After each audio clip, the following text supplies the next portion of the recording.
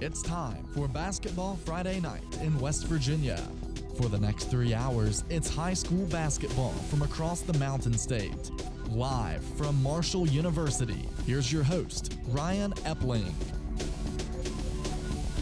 And welcome into another Basketball Friday Night in West Virginia. Hope you had a Merry Christmas and are enjoying a happy holiday season. Ryan Epling with James Collier, Coach Rick Marone. Another Basketball Friday Night in West Virginia it is. And guys, before we even get going into this tonight, day after Christmas, but there are still a lot of games, James.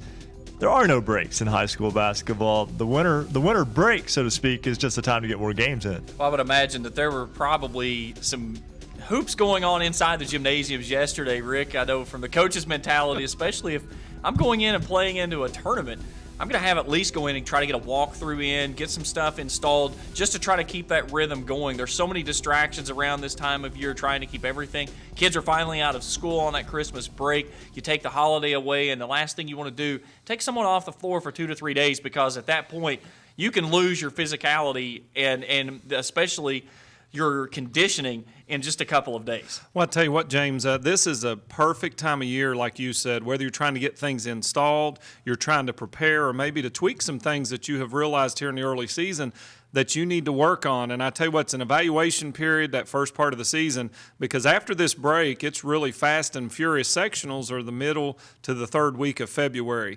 Once you hit January, it's 6 to 7 weeks to tournament time. I know it's hard to believe that as we're kind of in the infancy of our season, but from a coaching standpoint, it is a critical time. You want to balance time off and time with family, because it is important that kids are able to do those things. But if you're in a tournament over the holidays, and we'll see tonight, there's a lot of teams just flat out getting it on, as Mills Lane used to say, in the middle of the boxing ring. There's some big time matchups. If you're in that mode, you really can't take a whole lot of time off. And Ryan, I tell you, when you look at some of the matchups, people are really taking on some strong opponents here in the early season. I love this time of year for the reason that you can get a lot of games that you normally wouldn't get, a lot of non-traditional matchups. We talk about this every year, but it's very true.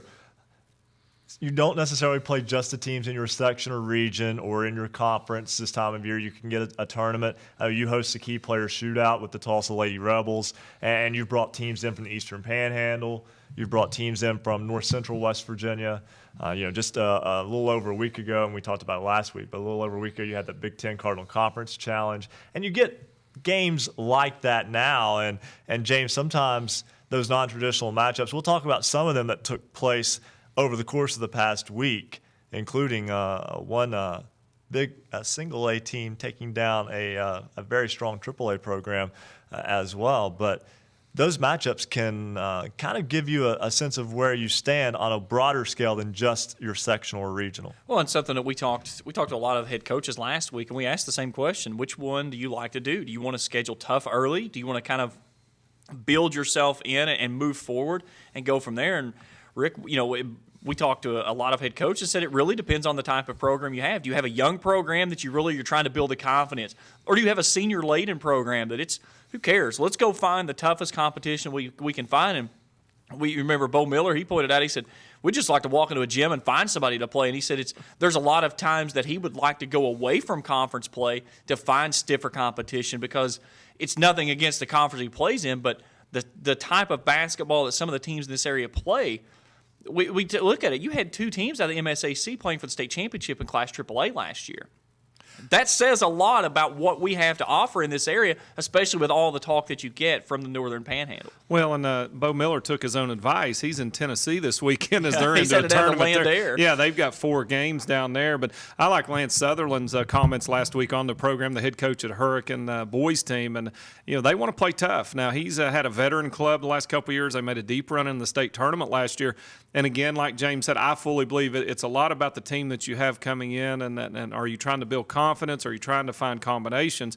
Or are you ready to go? And if you are senior-laden or experienced, then I think you need to play as tough a schedule as possible. And I think you can see both approaches.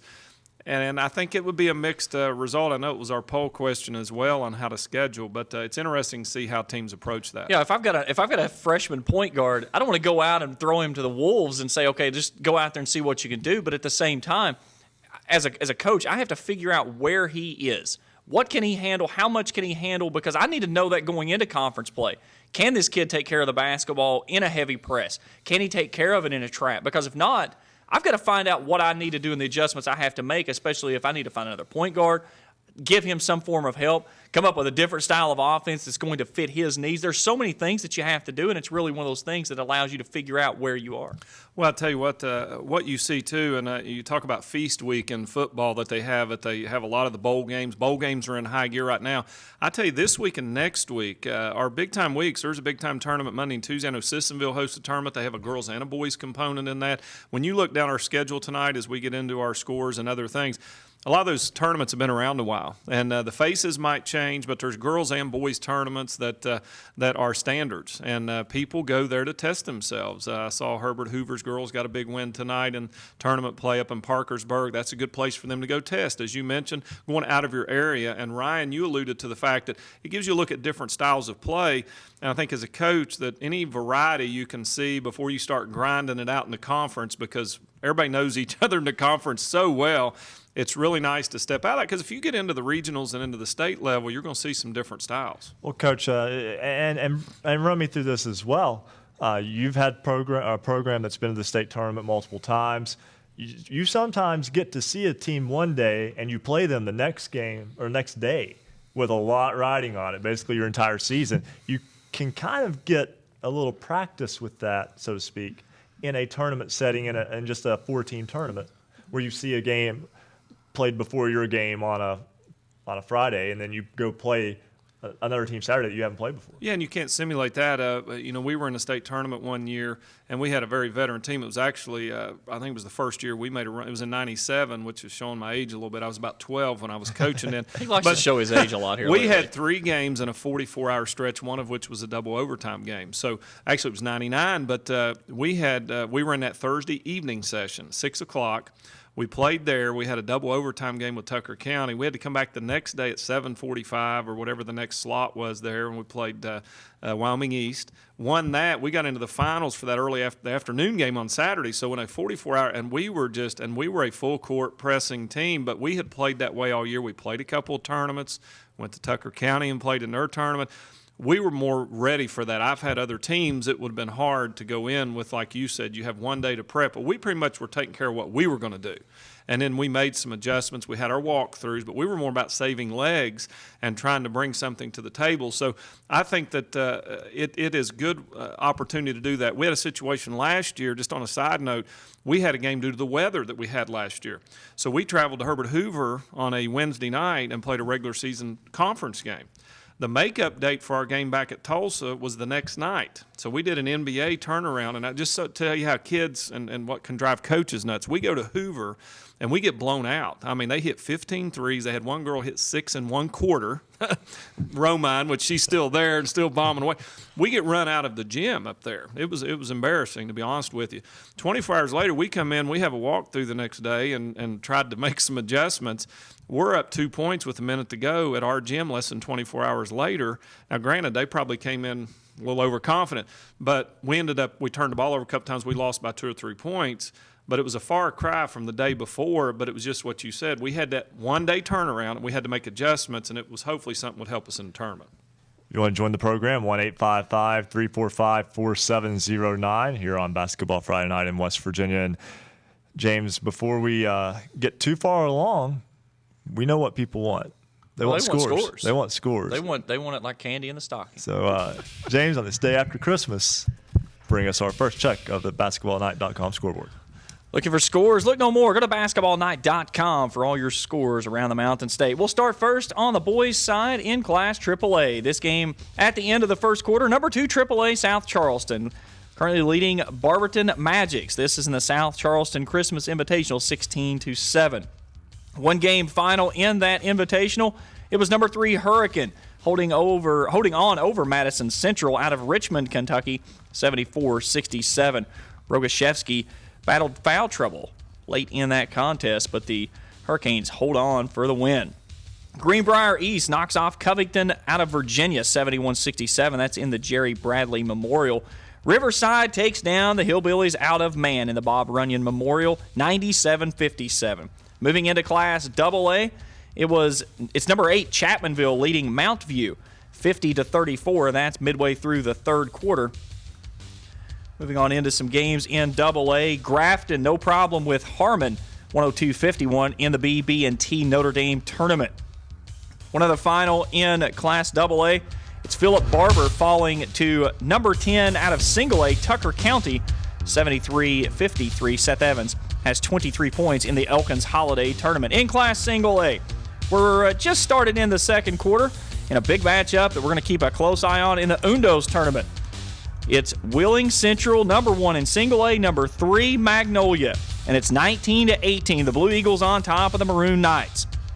Harler has been held scoreless. Boswell with 3 fouls with 6:55 to go in the second stanza. Bishop Donahue moves past Steubenville out of Ohio, 73-42. That's also in the Undos Tournament. Let's check the girls' scoreboard. In Class AAA, number 6 Greenbrier East, no problem with Philip Barber, 90-44 in the Jerry Bradley Memorial. It was Bluefield knocking off the Big Blacks out of Point Pleasant, 74-26. In Class AA, number 10 Nicholas County knocks off number 6 Pocahontas County, 67-44. Mackenzie Martin knocks in 35 points over in the Webster County Tournament. Herbert Hoover knocks off Beaupre, Ohio, 68-58. That's in the Mario Tournament, hosted by Parkersburg Catholic. Richwood, the Lumberjacks, chop down the Mountaineers out of Liberty Harrison, 47-32 in the BB&T Notre Dame Tournament. In Class Single A, 2 scores to report final. Number 1 St. Joe up in Cincinnati at the Withrow High School Tournament, victorious over East Tex the Scarabs out of Cleveland, 61-53. And our final score in our first check of the scoreboard update, number 2 Wheeling Central knocks off the Blue Dons of Madonna, 64-36 up in the Undos Tournament. That's your first check of the Basketball Friday Night Scoreboard Update. Thank you very much, James, and we'll keep a tab on those scores all through the night here on Basketball Friday Night in West Virginia. Again, our phone number 1-855-345-4709. And Coach Marone, I'll ask you first. Any scores there stand out to you so far tonight? Well, I'll tell you one score, and again, we talk about not just cross-regional matchups, but I think Riverside and Man have actually played, I think, in a tournament maybe last year or the year before, and a AAA and single-A team. I'll tell you, Man, a proud tradition there, and Riverside trying to rebuild their program. So, James, when Riverside checks out the MSAC, which is a brutal conference for the Warriors, a chance to see some different people stepping out and playing Man. That's in the Bob Runyon Memorial Tournament in Chapmanville as part of that Chapmanville Tiger Tournament. But what's your thoughts? I mean, that's an interesting game. Riverside gets a big win there, but kind of an interesting cross-classification matchup. Well, and at the same time, Riverside has really been kind of knocking on the door. It went through a debacle last year up in Riverside, and it's now nice to see that maybe it's turned the page. It's opened up a new chapter in its book, and it's starting to move forward. And for Riverside, if it can continue to do what it is able to do, yeah, it hung its hat on a nice-sized win over the Hillbillies tonight by 40, 97-57. But it played toe-to-toe with Spring Valley last week, had it as close to 3 points in the third quarter, ended up falling by 10. Spring Valley's a crazy hot team right now. 5-0 headed to Huntington tomorrow night up on Highlanders Mountain, 4-1 against the state champs. And you take a look at that and you start putting everything together. The month of December is one of those things you're trying to get the border for the puzzle that you got for Christmas worked out. I think Riverside has finally gotten that. Now it's time to start putting the pieces in the middle and start to see what they have. Well, one other thing, Ryan, real quickly. Me and you talked before the broadcast. Big kudos to David Kyle, the new coach at Tucker County. That name sounds familiar. He's the boys' coach now. They're ranked number 10. They get a big 20-point win over Philip Barber in the Elkins Holiday Tournament. Coach Kyle's a good friend of mine in coaching, but he was almost a legend in girls basketball. He coached the Tucker County Lady Mountain Lions to 3 consecutive titles.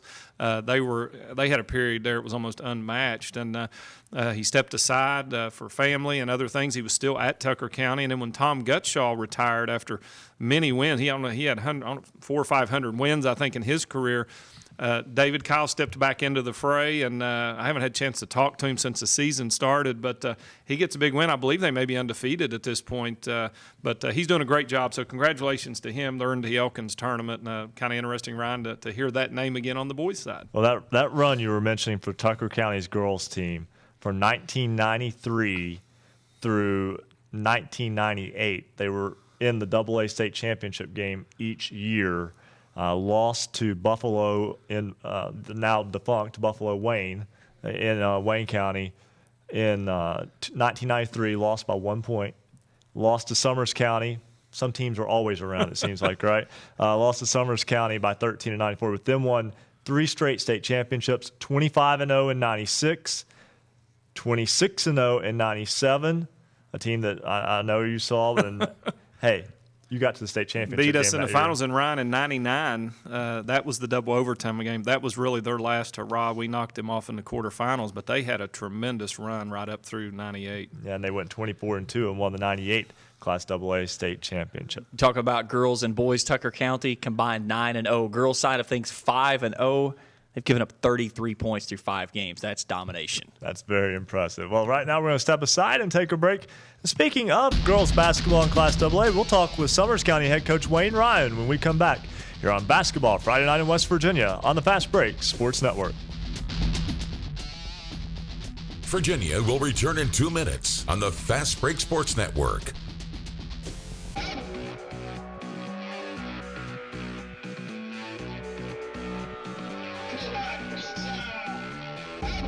You're listening to Basketball Friday Night in West Virginia on the Fast Break Sports Network. Thanks for joining us, and thanks for following us on Twitter at @Hoops_Roundup.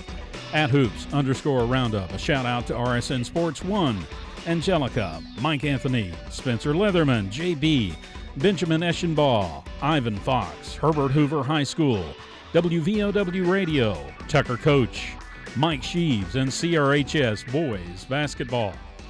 Follow us on Twitter at @Hoops_Roundup. Send us your team's scores and interact with the show.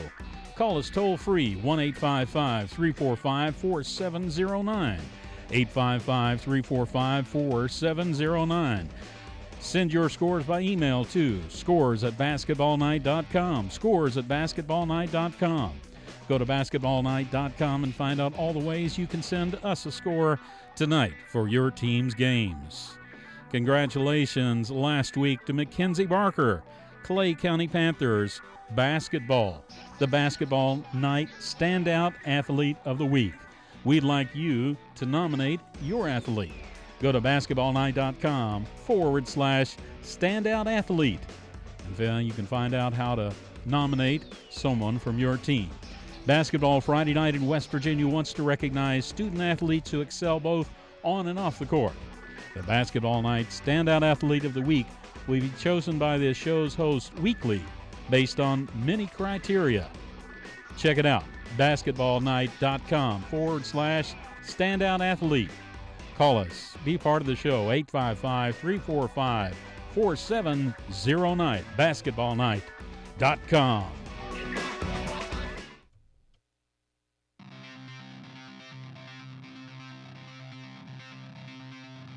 Celebrating high school basketball around the Mountain State, you're listening to Basketball Friday Night in West Virginia on the Fast Break Sports Network.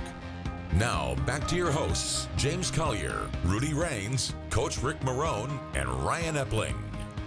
9:18 on this Basketball Friday Night in West Virginia. Ryan Epling, James Collier, Rick Marone with you. Happy to have you along here on this day after Christmas. Again, hope you all had a Merry Christmas. Again, give us a call if you want to join the program, 1-855-345-4709. We'll get another check of the scoreboard in a few moments. But first, a team that has been very successful on the scoreboard to this point this season, the Bobcats of Summers County girls basketball coach Wayne Ryan joins us now on the show. And Coach Ryan, welcome to Basketball Friday Night in West Virginia. Thank you very much. A pleasure to be on with you. Good to have you back. Your team 5-0, off to a strong start, and right now in an 11-day layoff. We'll talk about that layoff in just a moment, but let's talk about those 5 wins. Scoring very efficiently to this point in the season, up in the 90s against Shady Spring, broke 100 against James Monroe, and then consecutive wins over Chapmanville and Pocahontas County, and a big win over Clay County in the FCA Hoops Classic at the Charleston Civic Center last week. Looking at your scores, you have to be very happy with how your team has started this season.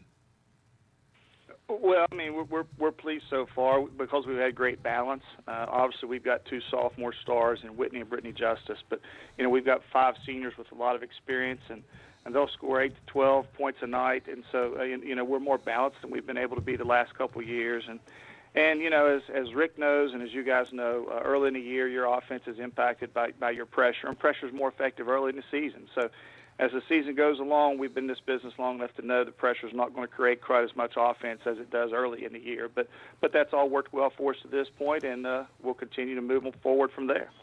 Coach James Collier, you talked about Whitney and Brittany, the Justice, and it's not a basketball Friday night. We're not talking about Summers County saying justice has been served. What is it about these 2 young ladies that they dominate, they complement each other on the floor, and they make everyone else around them so much better?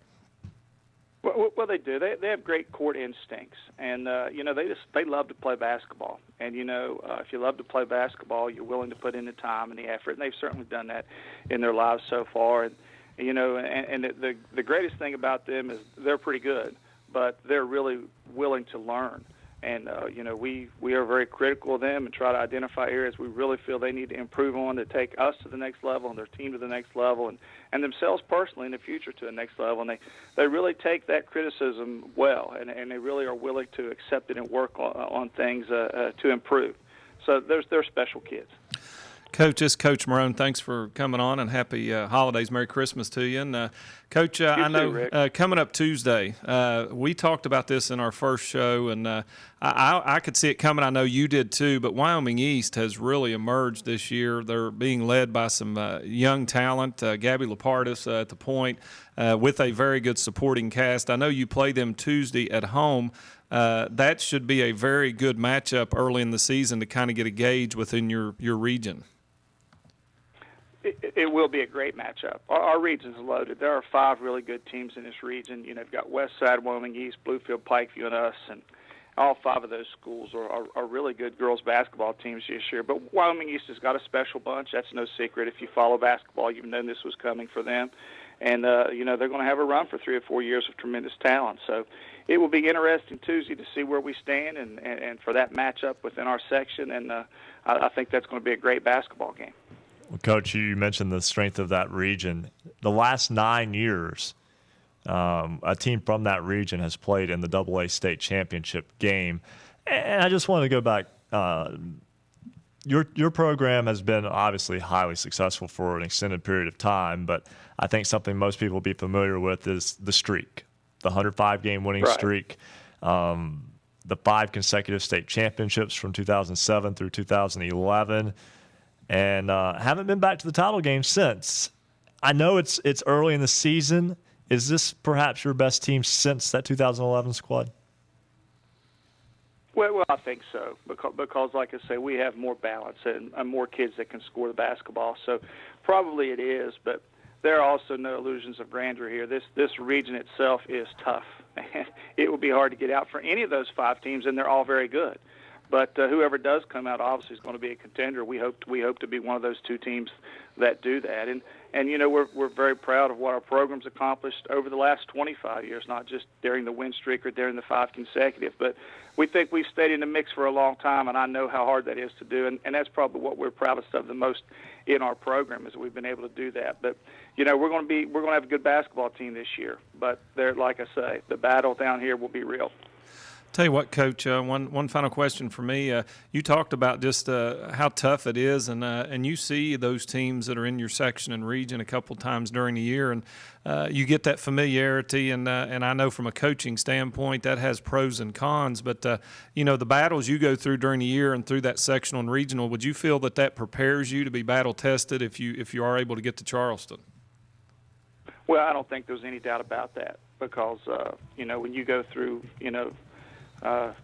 you go through the region like we've got to go through this year, whether you win or lose those games, you're going to have tremendous experiences, and you're going to have very competitive nights, and you're going to learn a lot about your basketball team. Your basketball team's going to grow one way or the other. So, we'll just take the fact that the region's loaded and hope to be one of the 2 teams that advance with an opportunity to play in the state tournament and compete for a state championship. And we look forward to that challenge. That's exciting.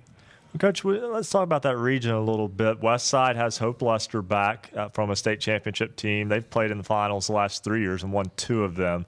Bluefield seems to be pretty good this year as well. But what I wanted to talk about was, how did that region get to be so good? I'm just looking back through simply state championship appearances over the years, and I noticed that your program was, through the 90s, basically the only one from that region that was making it until James Monroe kind of stepped up there in the early part of the 2000s. Do you think you've almost been a victim of growing the interest of girls basketball within your own area? I think that certainly helped. But the other thing is, the region's always been competitive. For a while there, we may have just been a little bit ahead of the mark. But I think what's happened is, as you know, girls basketball has become more popular. There's more investment of people's time in the sport and the players individually and their programs. But, I think also we've been fortunate that we've been around in that mix for a long time, and then here comes someone else. And they may not be in it for a long time, but they may be in it for the next 3 or 4 years with a cycle or a run of kids, 2 or 3 classes together. So I think we've been the one common, but I think there's always been somebody there to challenge throughout all those years. Whether that was James Monroe or it's West Side or whoever it is, and now it looks like it's Wyoming East. And Pikeview's always in that mix. So there's always people after you and always people coming, and always will be. But, our goal is just to stay the constant program that's always in the mix with a fighting chance, and that's about all you can ask for is to have the opportunity to go for it. Well, Coach, I wanted to get one more question here from you, and I appreciate your time with us this evening. We're fortunate to have Coach Marone here, who's had numerous teams make it to Charleston over the years. You're another coach who's had numerous trips to Charleston over the years, numerous state championships as well. And I just like getting different perspectives because I think the experience is different for everyone. Talk to me about what it is when you make that road trip, maybe even the first time you made it, making that trip through sectional and regional play, getting onto the big floor at the Charleston Civic Center Coliseum, and winning and being successful there on the state's biggest stage. Well, I'm not even sure I can explain how exciting that is. I know as a coach, I know Rick can relate to this. And obviously, it means something to us because the coaches work very hard too. But you know what your players, the price they have paid, you know how hard they've worked, and the appreciation when you can look back at it and enjoy it for them and what they've accomplished really makes you feel good. Rick's done a great job. My assistant coach, Chad Metters, always tell me, I'll take you against any coach in the state except Rick Marone. He's too smart for you. He's always telling me that. So he's never been collided with being smart, Coach. Yeah, well, then and he wanted me to ask you tonight, Rick, how many set plays do you really have? And why won't you share some of them with us? I mean, that's what we want to know. Well, that playbook grows and shrinks, but we got to figure some out to try and work against the Bobcats. We haven't had a lot of success. Hey, Coach. Well, I think you do a great job. So. Hey, Coach Ryan, you also do a great job, and we greatly appreciate your time here this evening and wish you the best of luck. Of course, coming up, big game with Wyoming East on the 30th. And I told you before I was going to ask you one last question. Now I'm going to ask you one more last question. 11-day layoff between games. You played on the 19th against Clay County, not playing again until the 30th against Wyoming East. Is that something that you're concerned with? I know it's the holiday season. It's tough to get in some games. Fortunately, weather hasn't been a problem at this point, but still, does that layoff make you maybe a little uncomfortable with how well you were playing before? No, we're not really concerned because, they did an interview just the other day with Whitney. She was the Bluefield Daily Telegraph Player of the Week, and she goes, she can't wait for the games because they're a lot easier and a lot more fun than practice. So, we're working awfully hard every day, and we only took the 2 days off, Christmas Eve and Christmas Day. So I think we'll be okay. We're excited, looking forward to that game. I know Wyoming East is too, so we're not very concerned about the layoff at this point. There are times where a layoff can be beneficial. There are times, like you're pointing out, where you'd rather not have had one, but it's okay. It's Christmas, and that's okay, and we'll be ready to go Tuesday. Coach Ryan, thanks for joining us. Hey, thank you very much, and thanks for what you do to promote basketball in the state. We really appreciate it. All right, thank you. That's Wayne Ryan, head coach of the Summers County Bobcats, the girls basketball program, and they are off to a fantastic start, 5-0 this season, and a big game with Wyoming East coming up this upcoming week. Right now, we're going to step aside and take a break. We'll have another check of the scoreboard, and we're going to talk some more basketball with another head coach. That's all I'm going to tell you for now. Stick around. This is Basketball Friday Night in West Virginia on the Fast Break Sports Network. Basketball Friday Night in West Virginia will return in 2 minutes on the Fast Break Sports Network.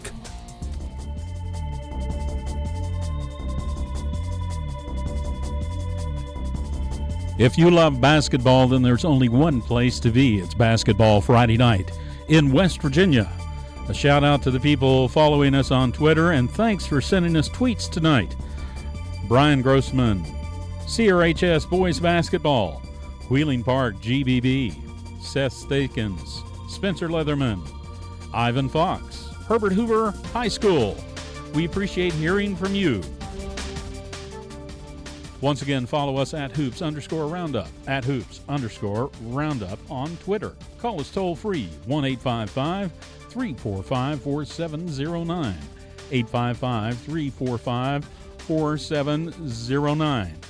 Our poll question. Last week we asked you which is more beneficial in making it to Charleston, an easy beginning schedule or a hard start. 61% agreed.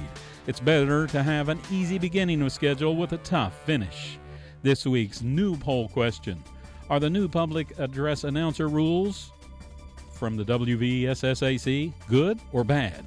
Visit basketballnight.com. Vote tonight. Basketballnight.com. Vote tonight. Yes, they make the game more fair, or no, they hurt the atmosphere of the game. Check out basketballnight.com, and you'll find it on the right-hand side of the page where you can vote in tonight's poll. We'll share the results later tonight and give you a new poll question.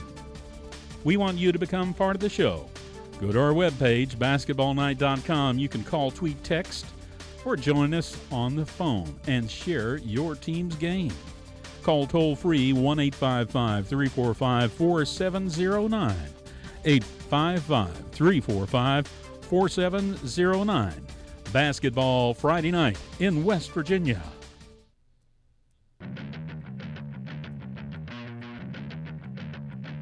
This is high school basketball's home for the Mountain State. Basketball Friday Night in West Virginia on the Fast Break Sports Network. Now, back to Basketball Night in West Virginia with James Collier, Rudy Raines, Coach Rick Marone, and Ryan Epling.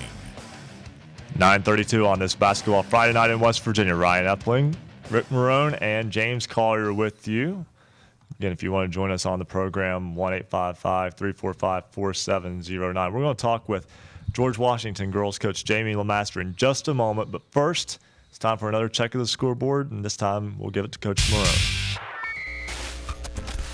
Looking for scores? Look no more. The Basketball Friday Night scoreboard is up and running. We're going ladies first this time. Girls basketball scores. Final, Greenbrier East knocks off Philip Barber. That is in the Jerry Bradley Memorial Tournament. They're in Lewisburg. Kat Walton was the MVP, had 20 points, 10 rebounds for the Lady Spartans. Parkersburg 55, Wheeling Park 44. That's in the Parkersburg Invitational. The Bluefield Beavers roll on 74-26 over Point Pleasant. That's the other semifinal in the Jerry Bradley Memorial Tournament. Also in girls basketball, Class AA, the Nicholas County Grizzlies 67-44 over number 6 ranked Pocahontas County. In Class A, Mackenzie Martin 35 points for the Lady Grizzlies, and Coach McGurl's team gets a big win in the first round of the Webster County Tournament. Herbert Hoover Huskies 68, Belpre, Ohio 58, part of the Mario Strowski Tournament at Parkersburg Catholic. Also, Richwood 47, Liberty 32. That's at the Notre Dame BB&T Tournament. In Class A, St. Joe Central goes to Withrow, Ohio, gets a win against East Tech out of Cleveland, Ohio, 61-53. Also in Class A, Wheeling Central gets a big win over Madonna, 64-36 in girls basketball. On the boys' side, in Class AAA, South Charleston leading at the half over Barberton Magics out of Barberton, Ohio, up near Akron. That is part of the South Charleston Christmas Tournament. And also in that tournament, the final in the first game, Hurricane holds on for a 74-67 win over Madison Central out of Richmond, Kentucky. Greenbrier East in boys basketball, 71-67 final over Covington Cougars out of Virginia. Riverside Warriors get a 40-point win over Man, 97-57 in the Bob Runyon Memorial Tournament in Chapmanville. The other game just gone final, Chapmanville 68-46 over Mount View. So they will take on Riverside tomorrow night in the championship of the Bob Runyon Memorial Tournament. Also in boys, Southern Fulton Indians out of Warfords, Pennsylvania, 65. Berkeley Springs, 61. Grafton breaks the century mark, 102 over Harmon, 51, part of that Notre Dame BB&T tournament. Also in boys basketball, Tucker County, David Kyle leads them to a 73-53 win over Philip Barber. Seth Evans with 23 points for the Mountain Lions. That's in the Elkins tournament. In Class A, Wheeling Central at the half, leading Magnolia 35-28. Harler didn't get his first basket for Wheeling Central until 4 minutes to go before halftime. That's part of the Undos tournament. Also in Class A, Bishop Donahue 73, Steubenville, Ohio 42. That's a final. That was the first semifinal in the Undos tournament there at Wheeling Jesuit University. That's a quick look at your Basketball Friday Night scoreboard. Thank you very much, Coach Marone. One other score to throw in there, just coming in, George Washington knocks off Brooke, 81-46. So a nice win for the Patriots. And speaking of George Washington High School, let's go to girls coach Jamie Lemaster. The Patriots off to a 3-2 start. Coach Lemaster, welcome to Basketball Friday Night in West Virginia. Well, thank you for having me on. I appreciate you holding on with us there. And your team off to, as I mentioned, a 3-2 start. Wins over Belfry, Kentucky, a win over Coach Marone's Tulsa Lady Rebels, and a win over Winfield. Losses to South Charleston and Spring Valley. To this point in the season, how would you feel your team has performed compared to where you would like them to be? Well, my feelings are hurt right now because Coach didn't tell me I was going to follow Coach Ryan of Summers County. I mean, I'm going to follow the legend. Are you kidding me? Really? Coach, I love you. I appreciate you having me on. But, we got off to a good start down at his tournament at Tulsa, and we came out and, we faced a great South Charleston team. That's a rivalry game, and we played great through 2 quarters, and unfortunately we come out in the 3rd quarter, and they made me a liar. And we missed a layup, and they hit a 3, and then it was a 22-2 run, and game over.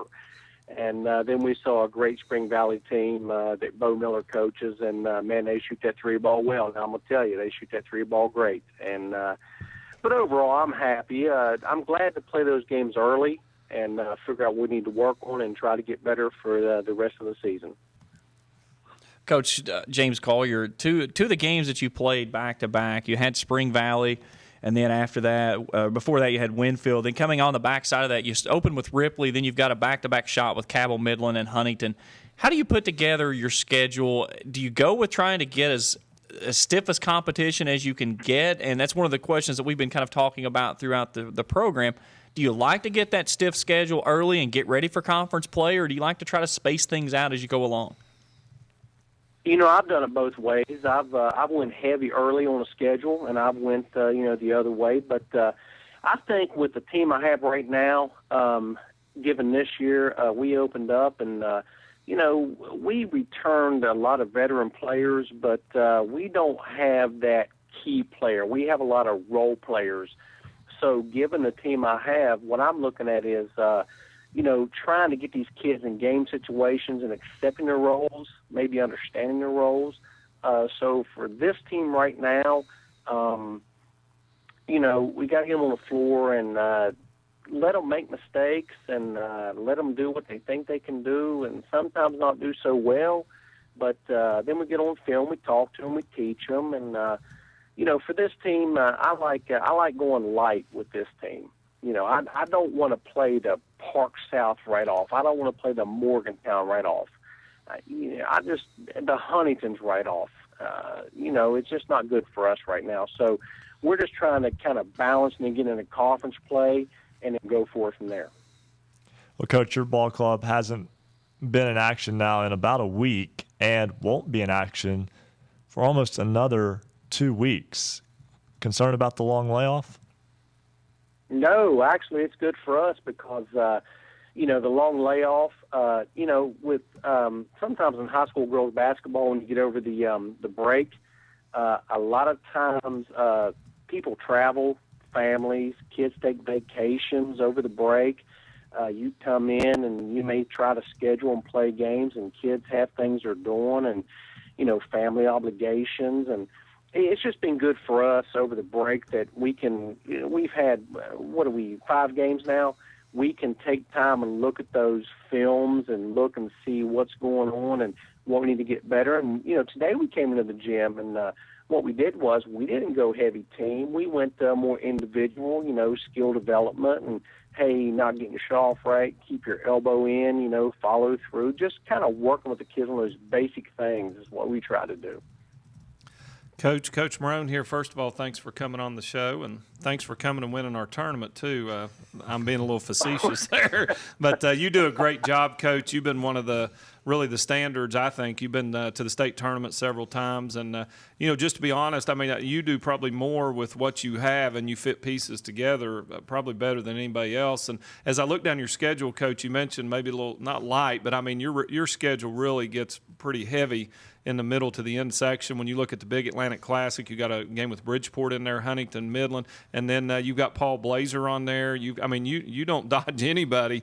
But do you feel like having a veteran team as you get into kind of the meat of the schedule, the timing will be good because it'll be kind of toughening you up and getting you ready for tournament play at the end of the year?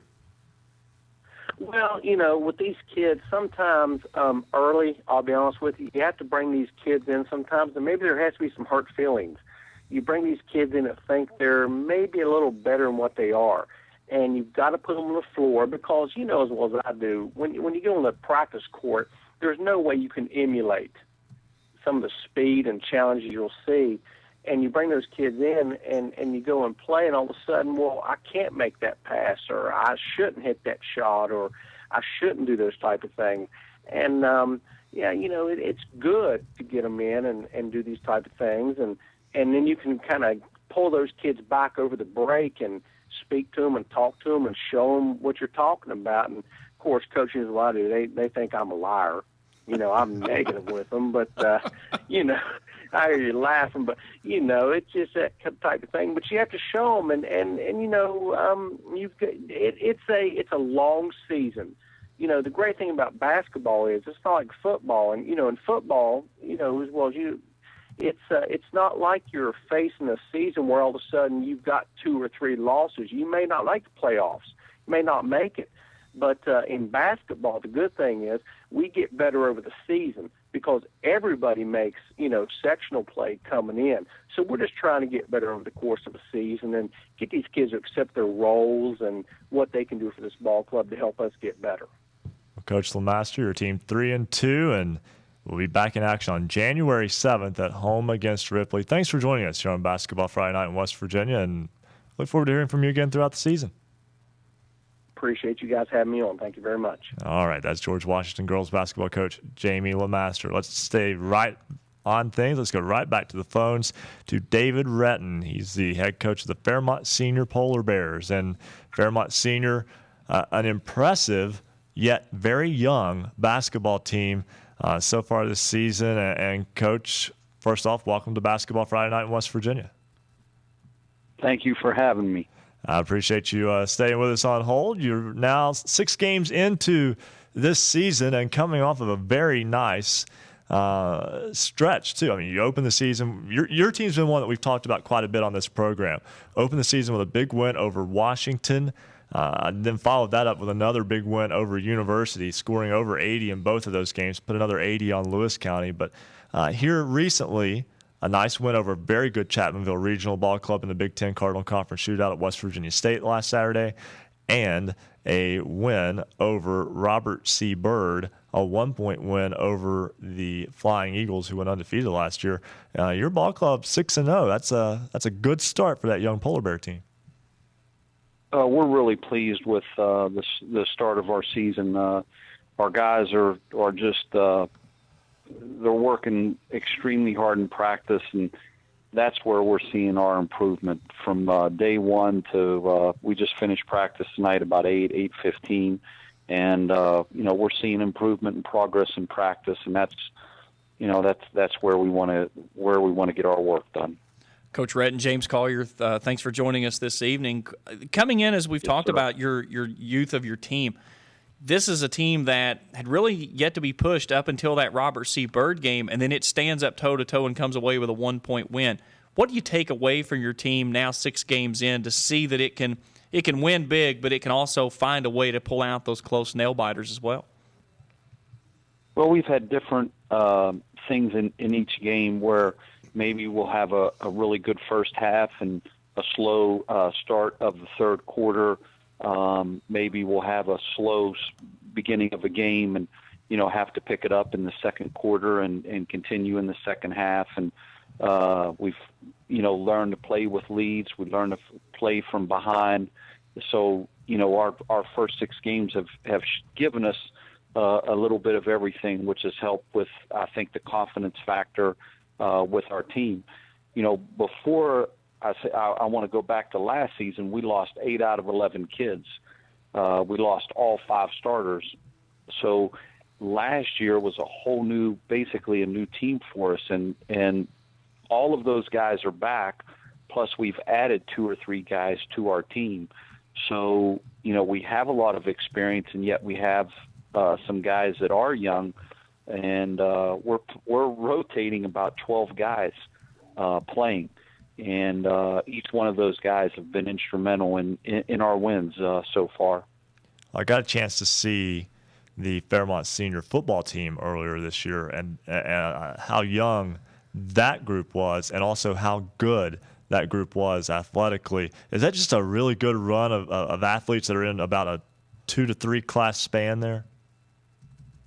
I believe so. I mean, we have certainly had them in basketball, and our football team has had them over the last 2 to 3 years, and we're hoping, certainly that continues, because when you got youth and you've got, we've got a nice mix. We've got some older kids as well as youth, and when you put those, I think that combination together, we hope we can have a nice team down the road. Well, I just want to talk about your schedule real quick here before we let you go, and your last 2 games, and then your upcoming 2 games: Chapmanville Regional, Robert C. Byrd, both of those wins. Now your upcoming games: Bluefield and Wyoming East. That sounds like a state tournament. Well, we're really excited. One thing that our thought process was going into scheduling was, number one, we've got all of our guys back. Plus, again, we've added a couple guys to our team that we're really excited about. And we really wanted to challenge ourselves in December to find out what kind of team, what do we have? What are our strengths and what are our weaknesses? And, I really believe we have a schedule that is going to show that to us, our strengths, along with what we need to work on. And our philosophy is you play good people and you find out where you stand up, and you find out, again, what we're efficient in and what we're deficient in, and what we need to do to get better. So we're excited. We love, I think our players love the challenge. I know we love the challenge as coaches and our players, and see where we stack up in regards to playing some of our better teams in the state.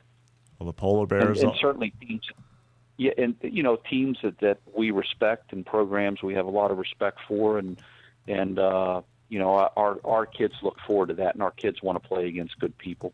Absolutely, and looking forward to this week. Bluefield and Wyoming East, a good 1, test for your ball club, and 2, obviously just being able to play teams from a different area. I mean, the Big Ten is outstanding. I mean, you've got Robert C. Byrd, Bridgeport, and you guys, and then able to mix in Bluefield, Wyoming East, who are out of Region 3 as well, already playing a Chapmanville ball club, but made the tournament a year ago and has a lot of people back too. It's a schedule you're going to know where you stand when the postseason comes around.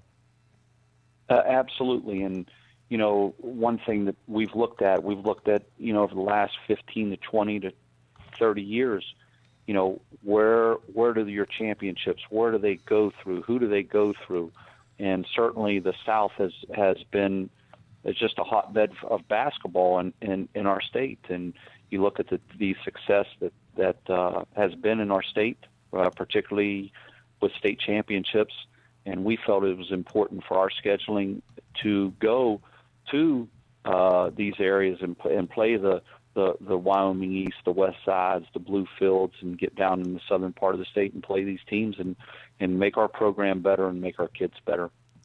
Fairmont Senior, the boys basketball team, 6-0 and that's Coach David Retton of the Polar Bears. Thank you for joining us tonight. Thank you for having me. All right, and best wishes throughout the rest of the season to Coach Retton and the Polar Bears again. This coming week, big games with Bluefield and Wyoming East on the 29th and 30th. I think we'll be talking about those a little bit next week. I would imagine, especially that Bluefield game. Yeah, I think so. Right now, we're going to step aside and take a break. When we come back, you want to talk to our player of the week when we come back? Yeah, we got a player of the week coming up. Yeah, let's do that. When we come back, our standout athlete of the week, we'll have him when Basketball Friday Night in West Virginia continues here on the Fast Break Sports Network.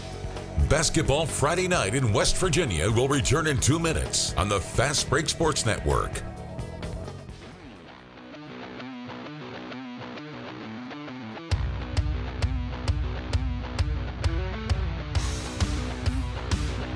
High school basketball action in West Virginia is heating up as teams focus on a trip to the state championship in Charleston. Stay up to date with your local teams and their progress all season long with Basketball Friday Night in West Virginia for 3 hours every Friday night from 9 to midnight. Listen online or on great radio stations throughout the Mountain State. You'll hear sports writers, broadcasters, coaches, players, and your calls recapping your team's game. Visit basketballnight.com for more details on how you can become part of the show. Follow us on Twitter at @hoops_roundup, @hoops_roundup.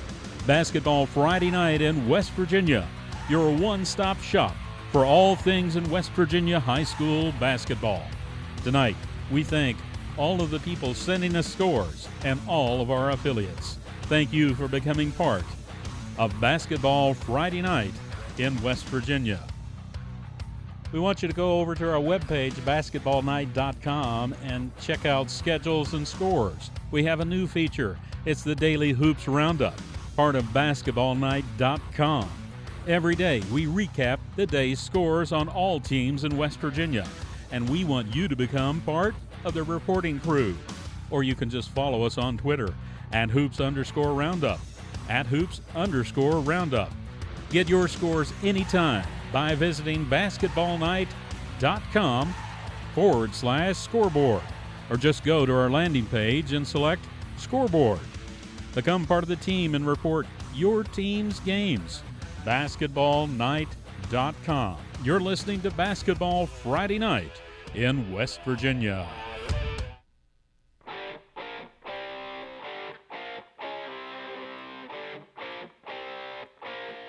Stay up to date on your favorite teams. Check out basketballnight.com. Now, back to Basketball Friday Night in West Virginia with Coach Rick Marone, James Collier, Rudy Raines, and Ryan Epling. 8 minutes till top of the hour, 9:52 on this Basketball Friday Night in West Virginia. Ryan Epling, Rick Marone, and James Collier with you, and we are now time to introduce you to this week's Standout Athlete of the Week. And James, for the second consecutive week, it's going to Clay County. Yeah, we're headed to Clay County again. Last week, we had it on the girls' side. This week, we bring in to Basketball Friday Night our Standout Athlete of the Week from Clay County High School, Mr. Gavin Nichols. Gavin, good evening, sir. How are you? I'm good. How are you? Doing fine. Let's go through your resume, a very impressive resume to say the least. The point guard for his basketball team, but he also excels in the classroom. A 4.0 GPA. He's received the EQT scholarship. In his AP Government and Politics class, just won the state championship at the We the People competition, and will be competing at the Nationals in April. He also participates in football, Circles of Friends, Armchair Quarterback Club, and is a member of the National Honor Society. He plans to head up to WVU Tech and study mechanical engineering, and also plans to help as an assistant coach with the Clay County Midget Football League. Gavin, that's quite the resume for the youthful age of 17, 18 years old. Yeah, I just like to be involved. Let's talk about on the court for you. 3-2 this year. You guys are kind of back and forth. Tell me how things are going, especially for you here in your senior season with Clay County, and what do you go back and take away from these first 5 games?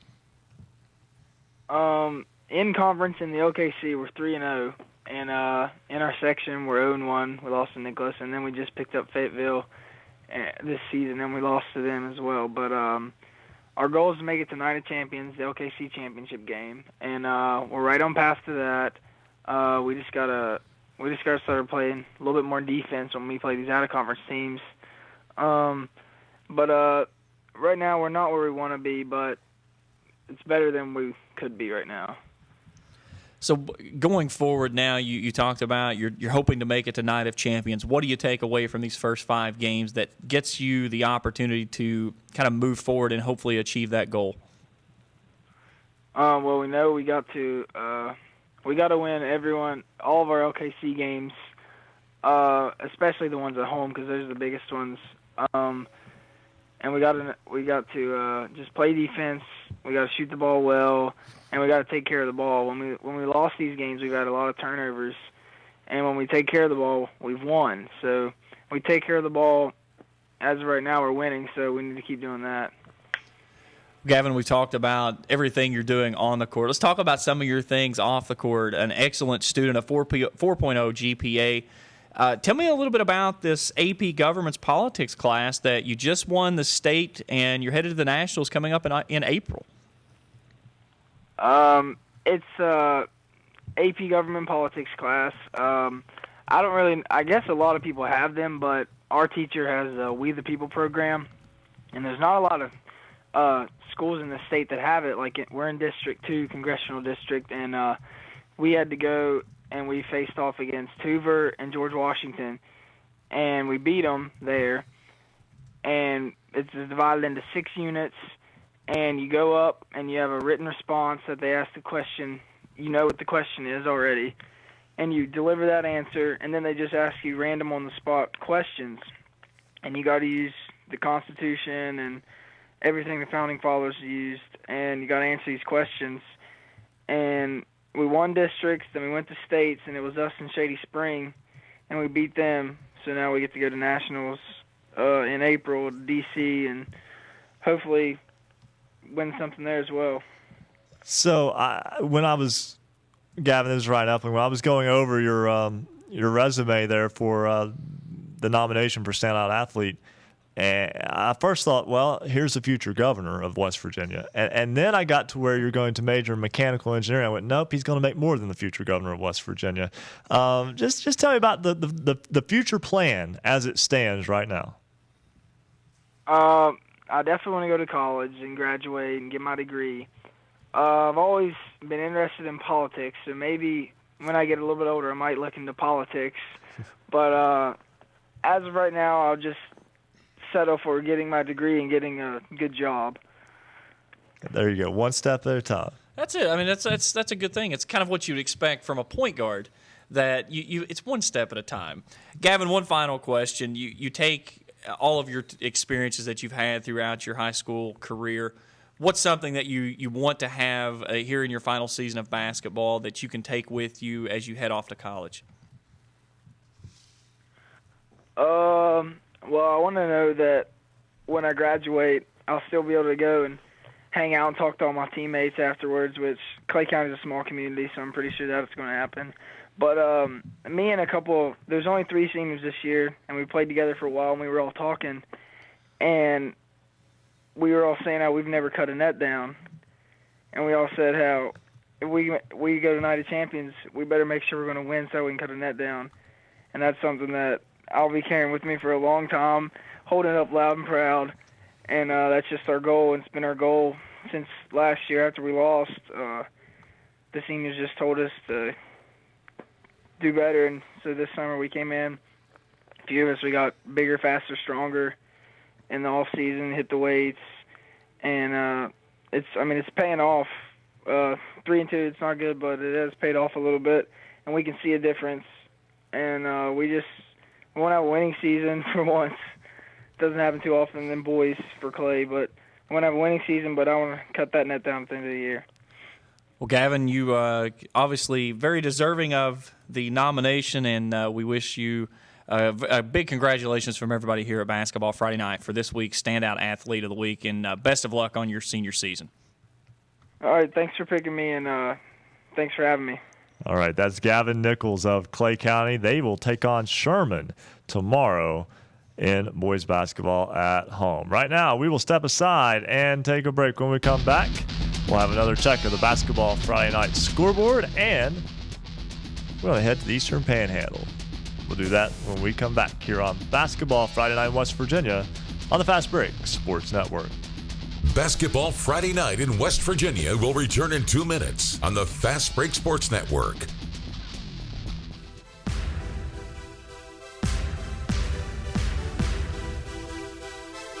Tonight we welcome all of our affiliates, and we want to have a moment for a shout out to all the people sitting in the studios at these various radio stations around West Virginia that make it possible that you can listen to Basketball Night in West Virginia.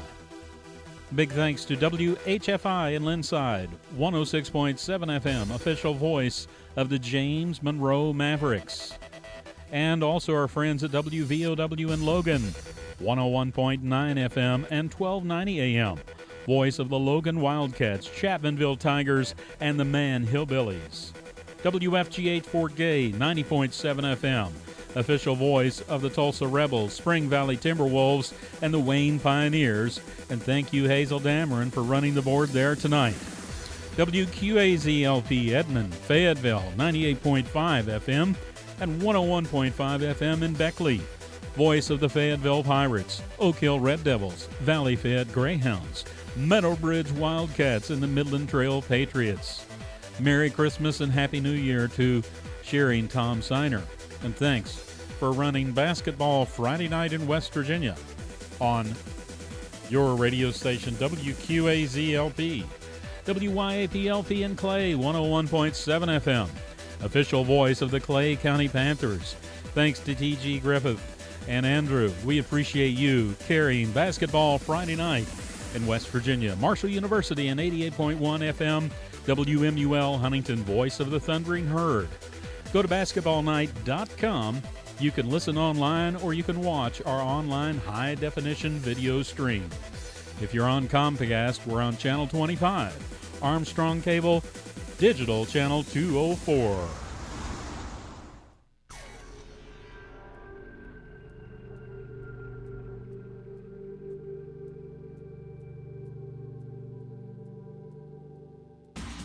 This is Basketball Friday Night in West Virginia, heard statewide on great radio stations. Visit basketballnight.com to find the station nearest you. Get all the scores, all the time at basketballnight.com or on Twitter @hoops_roundup. Now, back to Basketball Friday Night in West Virginia with James Collier, Rick Marone, Rudy Raines, and Ryan Epling.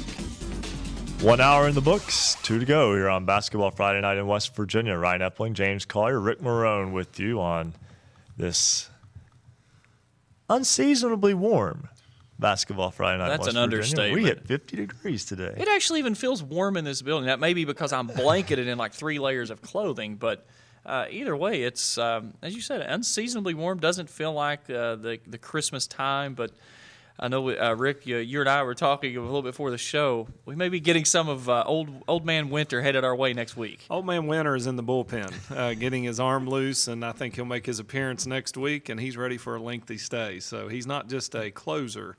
He's the long reliever, and he's getting ready. But while Old Man Winter is still getting loosened up, so to speak, and not quite here just yet, we'll go to the phone lines in just a moment and talk with Kaiser Girls basketball coach Josh Blow. But first, let's get a check of the basketballnight.com scoreboard with James Collier.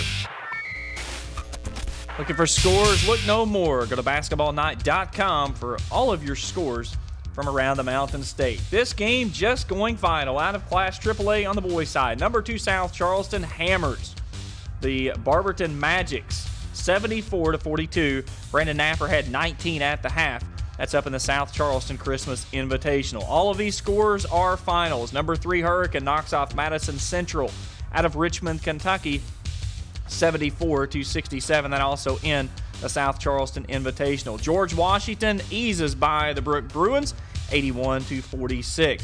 Greenbrier East knocks off Covington out of Virginia, 71-67 in the Jerry Bradley Memorial.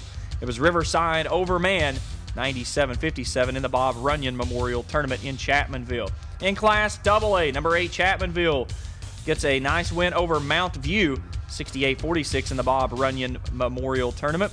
End of 3, it's number 9 Mingo Central and Pikeview, all square at 56. That also in the Jerry Bradley Memorial. South Fullerton out of Pennsylvania gets a 4-point win over Berkeley Springs, 65-61 in the TS Shootout. Grafton hammering the Harmon Panthers, 102-51 in the BB&T Notre Dame Tournament. Philip Barber falls to number 10 out of Single A Tucker County, 73-53. Seth Evans, 23 points in the Elkins Holiday Tournament. Class Single A, this one just final. An upset in the end of December. Number 3 Magnolia knocks off number 1 Wheeling Central, 74-63. Parlor had the first basket with 4 minutes to go in the second quarter, and a 21-10 run over the final 6:15 in the fourth. That's in the Undos Tournament. Hopefully we'll get some info coming up later on in the program on that one. Bishop Donahue knocks off Steubenville Catholic Central, 73-42 in the Undos Tournament. And our final score on the boys' side, Williamstown defeats Wirt County, 74-58 in the Wirt County Holiday Tournament. On the girls' side, it is in Class AAA. Number 6 Greenbrier East defeating Philip Barber, 90-44. Kate Walton was the MVP of the Jerry Bradley Memorial. 20 points, 10 assists in the win for the Spartans. DeMarcus Hornets out of Maryland defeats Hedgesville, 52-16 in the Cougar Christmas Tournament. Parkersburg by 11 over Wheeling Park, 55-44 in the Parkersburg Tournament. It was Bluefield taking down the Big Blacks of Point Pleasant, 74-26 in the Jerry Bradley Memorial. In Class AA, number 10 Nicholas County defeats number 6 Pocahontas County out of Single A, 67-44. Mackenzie Martin with 35 points in the Webster County Tournament. Hubert Herver by 10 over Belpre, Ohio, 68-58. That's in the Mary O Tournament, hosted by Parkersburg Catholic. Richwood takes down the Liberty Harrison Mountaineers, 47-32 in the Notre Dame BB&T Tournament. It's Webster County over Midland Trail, 54-43 in the Webster County Tournament. Class Single A, 2 scores to report. Number 1, St. Joe knocks off East Tech Scarabs out of Cleveland, Ohio, 61-53. That's in the Withrow High School Tournament up in Cincinnati. And our final score on this check of the scoreboard, number 2, Wheeling Central knocks off the Blue Dons of Madonna, 64-36 in the Undos Tournament. That's a check of your Basketball Friday Night scoreboard update. Wheeling Central's loss on the boys' side to Magnolia ends what was the state's longest active winning streak. Thank you to Dave Morrison for that tidbit of information. Last year, the Kaiser Golden Tornado girls made it to the state semifinals, and this year they returned 4 out of 5 starters. Josh Blow is the head coach of the Golden Tornado, who are off to another good start this season. 5-1, and Coach Blow, you join us now on the program. First off, again, welcome to Basketball Friday Night in West Virginia. Thanks for having me, guys. Coach, 4 starters back from that team that last season made it as a 6th seed, was probably underseeded a little bit, but in a strong girls' state tournament field, made it to the semifinals, and off to a good start this season. Are you about where you thought you would be at this point in the year? Yeah. As far as how we've been playing the games, we've been playing really well. We haven't had all of our girls on the court yet due to injuries and illness and things like that. So I've yet to have my 5 stars on the court together this year, but hopefully before too long we'll get them together. And right now we are 7-0 and playing pretty well. Coach Blow, it's Coach Marone. Thanks for coming on the show. You've done a tremendous job there at Kaiser, Coach, since you've been there, and you guys have been into the state tournament several times. And I was just wondering your perspective, that experience of being down there. You guys have been in some battles down there in the Civic Center. And with that many returning players, has that fueled the fire for this team? Can you see that hunger for them to try and not only get back, but to try and go further and go all the way? Oh, yeah, the girls talk about it all the time. They keep saying we want to get further than last year, but me being a coach, I'm giving them coach speak. It takes hard work, dedication, takes all that good stuff to get us back there. But I told them if we can definitely get back there if we do all the little things right. and make our way back. And the experience definitely paid off last Friday. We played Frankfurt at home in a very tight ball game. They played very well, helped us come out with a 6-point victory. Coach, I want to apologize for trying to give you a loss that you don't have. I apologize for that. That's fine. Last season, there was some talk about just how good Kaiser was, and comparing your team to other AA programs. Your location makes scheduling difficult.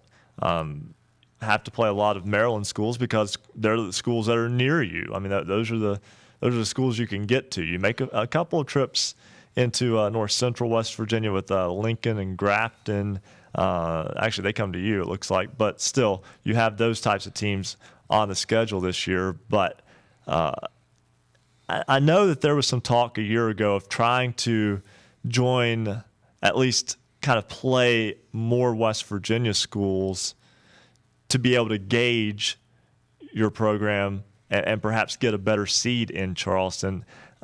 Did anything more come from that after a year ago? Because I know that wasn't from you, but it was still from some administration at Kaiser. Well, people don't realize we're in a conference with all Maryland schools. Currently, we're the only West Virginia school in our conference. Even Frankfurt and Hampshire, who are local schools, aren't in the conference this year, but they'll be back next year.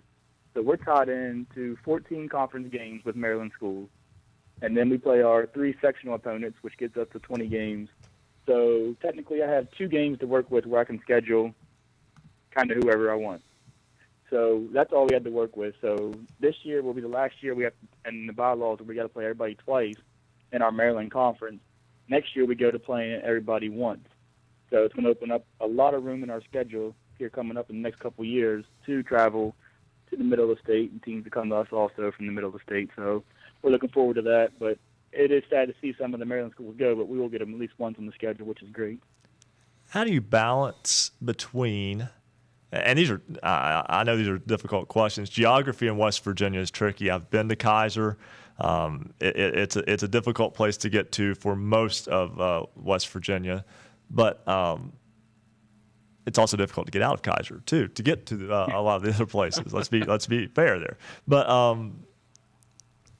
how do you balance between wanting to play more regional opponents, get a little bit of a better draw, get a little bit, because you have to be able to fund the program as well, versus making sure that you get a schedule that can help expose your team to where you can get a better sense of where you stand on a state level. And again, we talked about before, that was a team last year that could have very easily gotten a 2, 3, or 4 seed and ended up with a 6 seed, I think just out of the fact that a lot of people didn't really know how good your team was.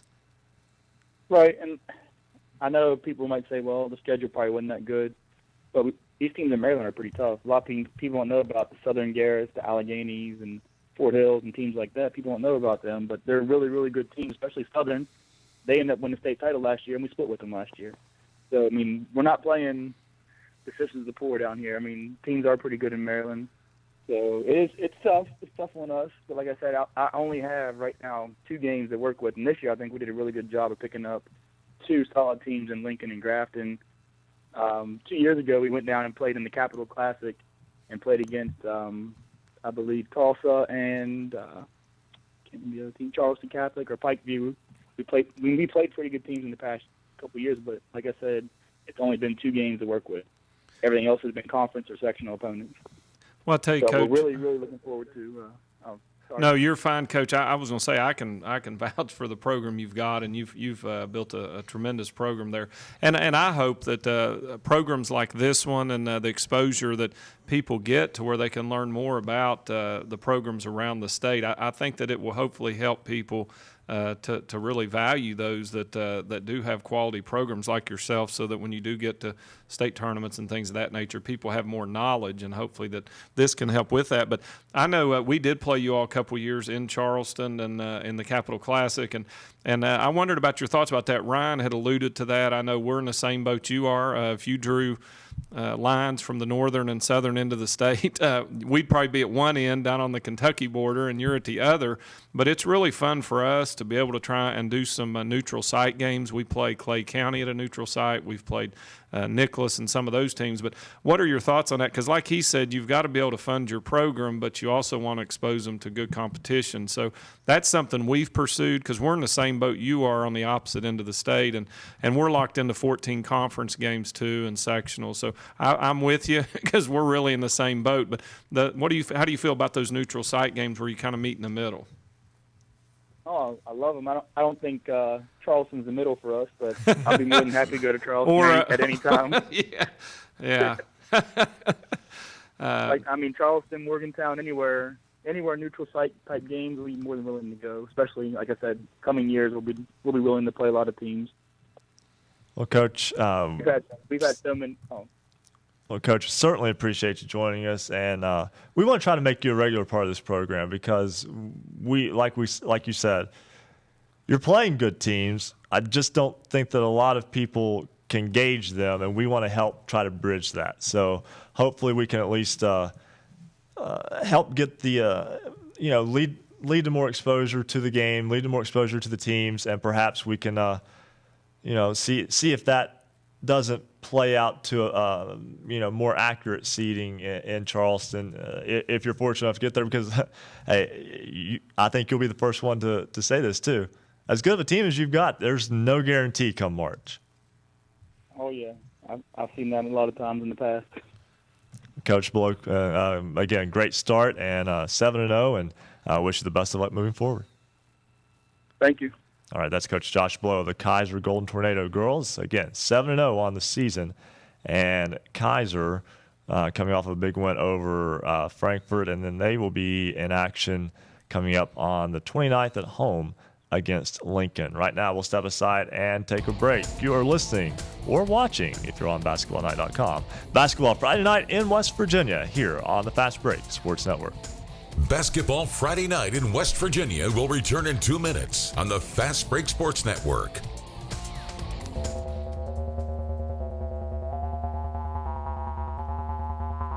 If you love basketball, then there's only one place to be. Basketball Friday Night in West Virginia. Big shout out to all the people tweeting us tonight, including Brian Crossman, MTHS Sports, the Miners Sports Network, WHS Basketball, Whit Keedle, CRHS Boys Basketball, GEHS Spartans, Wheeling Park GBB, Seth Thasky, and Dave Morrison. Follow us on Twitter @hoops_roundup, @hoops_roundup. Basketball Friday Night in West Virginia. Congratulations tonight goes to Gavin Nichols. He was the Basketball Night Standout Athlete of the Week. Gavin plays for the Clay County Panthers basketball. We want you to help us choose our Standout Athlete of the Week. Do you have someone remarkable on your team? Someone that makes an outstanding play?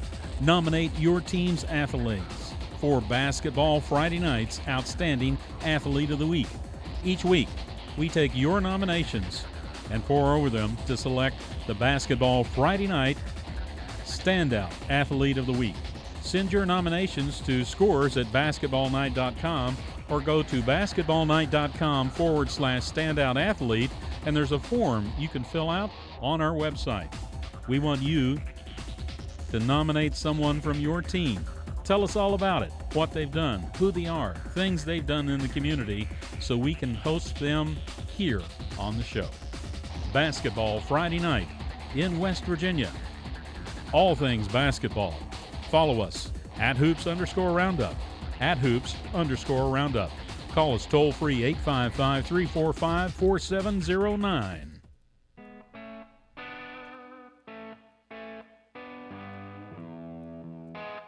Stay up to date on your favorite teams. Check out basketballnight.com. Now, back to Basketball Friday Night in West Virginia with Coach Rick Marone, James Collier, Rudy Raines, and Ryan Epling.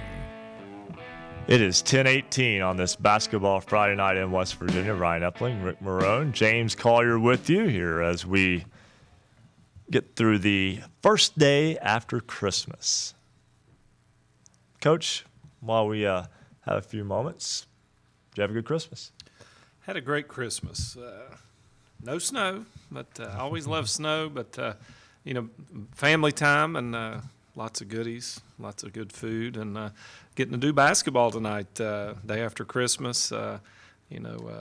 This is our belated Christmas gift to you. Yes, it's awesome. Again, I missed week 1 as far as being in the studio. Got here, rather festive atmosphere here tonight, and just glad to be a part of it. But really, end of the year, Ryan, with Christmas and New Year's, and kind of reflections and such. But it's always great to be here with our Basketball Friday Night family, and it's always a good time. This is our last show of the 2014 year. Isn't that hard to believe? Yeah, it doesn't seem possible. It's you and I were talking about this week 1, just a little over a year ago. We were trying to figure out what's the name of this program even going to be, and now here we are, large and in charge with Rick Marone to our right over here, filling our friendly television sets full of goodness and joy. But a great holiday season. And Ryan, don't touch him, man. It's too early. Goodness and joy stands right here. These are not fake. Those of you listening on radio probably don't know what James is alluding to, but we have some props here. These are not props. No. These are goodies that are going to be Christmas consumed. Cookies. We have to time these out because we have certain callers that we know can buy us time and to consume said goodies. But we'll save those probably for the 11 o'clock hour. Put the women and children to bed because we're coming after those goodies in the 11 o'clock hour. During that 11 o'clock hour, I'm putting the challenge out there for the three of us. We'll have a caller who will not be named, and we're going to see if we can eat all of those Christmas cookies. And there are quite a few there. Oh, I can do it. If we can eat all those Christmas cookies while that call goes on without any sign that, we'll just let them disappear as we come back one I can take the left side of the plate I'm right taking now. the over on that one because I think they will be eating and we'll be looking for some we're milk gonna, to wash we're gonna it down. need a replenishment. So, Ryan, also one thing while we've got just a quick second, I know the crew's been working really hard on the links on the website, and maybe you can share with folks. It just gets better and better every week on the Basketball Friday Night website. Yeah, basketballnight.com. I know James has had more to do with this, so I'll let him give the meat and potatoes of it here. See, we're talking food already, but it's nice cliche. Yeah, but boy, the site now expanding out and schedules up for the teams and results. We have one hiccup that we found. We're going to correct it immediately. Yeah, we'll take care of that. And it's a lot of manual labor that goes into this to the website, and it's been over a collective event the last about 2 weeks. Braxton, Chris, Marcus Constantino, myself, we've been really going at it, trying to make sure everything's updated. I spent about 6 hours going through all of the girls' scores, making sure that they're updated, everything's in, and knock on wood, everything with the exception of independence is up to date for the girls. The boys, I'll get started on that probably this weekend into the Monday, but Marcus, it's one of those things. We come up with a great idea, and Marcus just goes, oh, God, not again. But this time, go to basketballnight.com, click on standings. That'll pull up all the AAA, AA, single A standings, and then at that point, it'll drop down all of the teams. From that point, when you click on a team, it will then pull down each standing for whatever division that may be in, and then it will also pull down the boys' and girls' schedules. It'll show you all of the results. It will also show you what is coming up. What we're looking for as well, if you find something that is an error on the website, such as what Ryan found where it was thinking of the Kaiser girls' schedule and it had accidentally been duplicated as the boys' schedule, shoot us a text, shoot us an email. All of our contact information is right there on the website, basketballnight.com. We also just added the new menu tab on the website for the Standout Athlete of the Week. You can click on there, fill out that nomination. Usually, as long as we have everything in by Friday about 2 p.m., so we need time to get in touch with the Standout Athlete, try to get those pictures and get them in. But go to basketballnight.com. Check us out. It's definitely your one-stop shop for everything high school basketball around the Mountain State. A game tonight took place in Wheeling that might take place a few more times this year, including perhaps in Charleston. We're talking about Magnolia and Wheeling Central in boys basketball, and it was Magnolia defeating the reigning state champion Maroon Knights 74-63. They finished the game out on a 21-10 run, and get the win over the Maroon Knights. Coach Dave Tallman of the Magnolia Blue Eagles joins us. And, Coach, congratulations on an outstanding win tonight. Thank you so much. It's so hard to stay focused during the holidays, but I'm really proud of my guys and give Wheeling Central credit. They're deserving of that number one preseason ranking, and we just know how our region's going to be all the way down to the stretch. That was a region a year ago that I know we had a lot of interest in because it seemed very balanced. Wheeling Central got out of there and then ended up winning a very competitive Class A state tournament. Is Class A maybe just as deep this year as it was a year ago? I think so, and I know our region, everyone improved. So tomorrow night we have an undefeated Bishop Donahue team. And so we're going to celebrate here for about 10 minutes, and then we'll get to work on Bishop Donahue. Coach Tallman, James Collier, thanks for joining us. 2 questions from the game. A young man by the name of Boswell picks up 3 quick fouls. He finishes with 24. Talk a little bit about that, as well as a 21-10 run to finish out the contest over the final 6:15. Well, Preston had 2 fouls in the first half there, and it was like 2 minutes into the quarter and second quarter. So I opted to go ahead and play him. We had to, had to keep him in there as long as we could. He went in on a drive, and they called an offensive foul charge on him, and that put him on the shelf for a while. But I give my guys credit. Everybody stepped up without him, and we've worked on that quite a bit in practice. But the key was he hit 3 huge threes in the third quarter. When he came in, we were playing a little hockey with him. We were running a defender in every dead ball, keeping him off the floor. And then offensively, we're getting him on the floor. And then at the end of the game, he closed it out by hitting 5 for 5 from the foul line in the fourth quarter. We had Chase Harler in mind defensively the whole way. When Preston was able, he guarded him. But Tyler Anderson, our 1,000-yard rusher in football this year for the Magnolia Blue Eagles, really did a nice job on Chase Harler. And I'm just so proud of the whole team. Coach, how big is it this early in the season for your team to have to learn how to play with one of its main production pieces in that offense and do so well in knocking off the preseason number one? It was huge, and that's why we preach defense every day. And I thought our defense was terrible the other night against the Monroe Central team. It was just hot as could be, and they got 92 on us. So the last 2 days, we really concentrated on our defense, contested shots, boxing out. And I'll tell you, we didn't box out very well tonight either. We can still get better.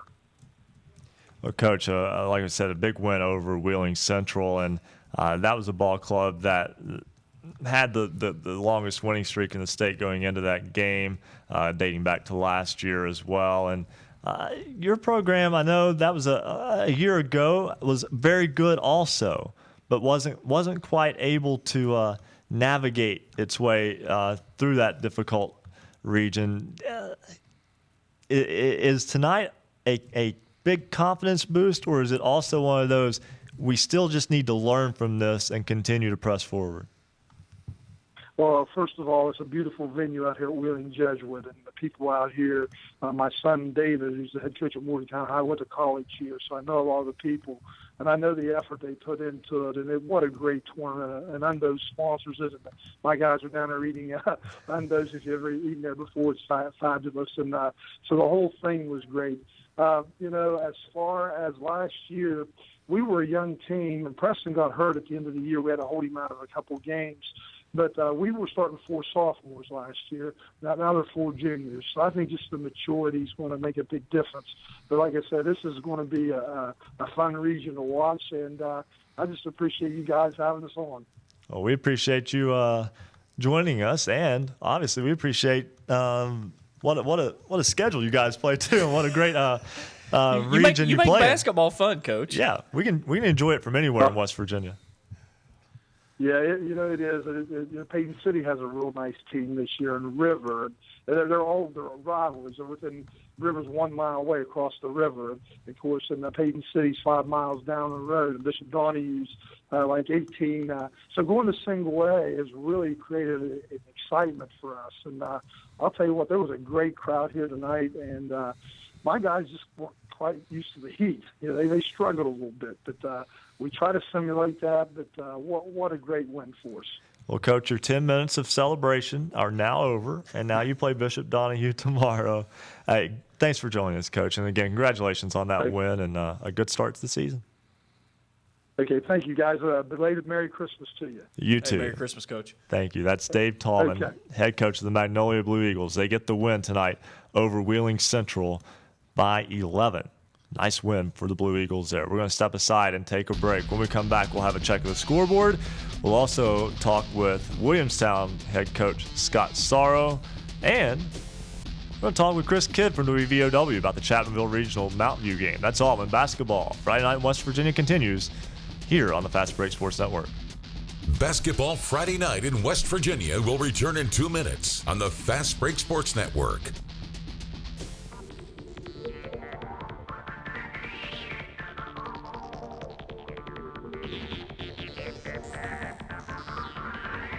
It's Basketball Friday night in West Virginia, every Friday night from 9 to midnight, with all the latest scores throughout the Mountain State.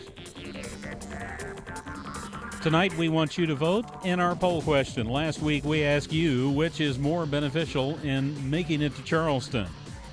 An easy schedule in the beginning or a hard schedule in the beginning? 61% agreed. It's better to have an easy beginning of schedule with a tough finish. This week's new poll question: are the new public address announcer rules good or bad for the game? Visit basketballnight.com,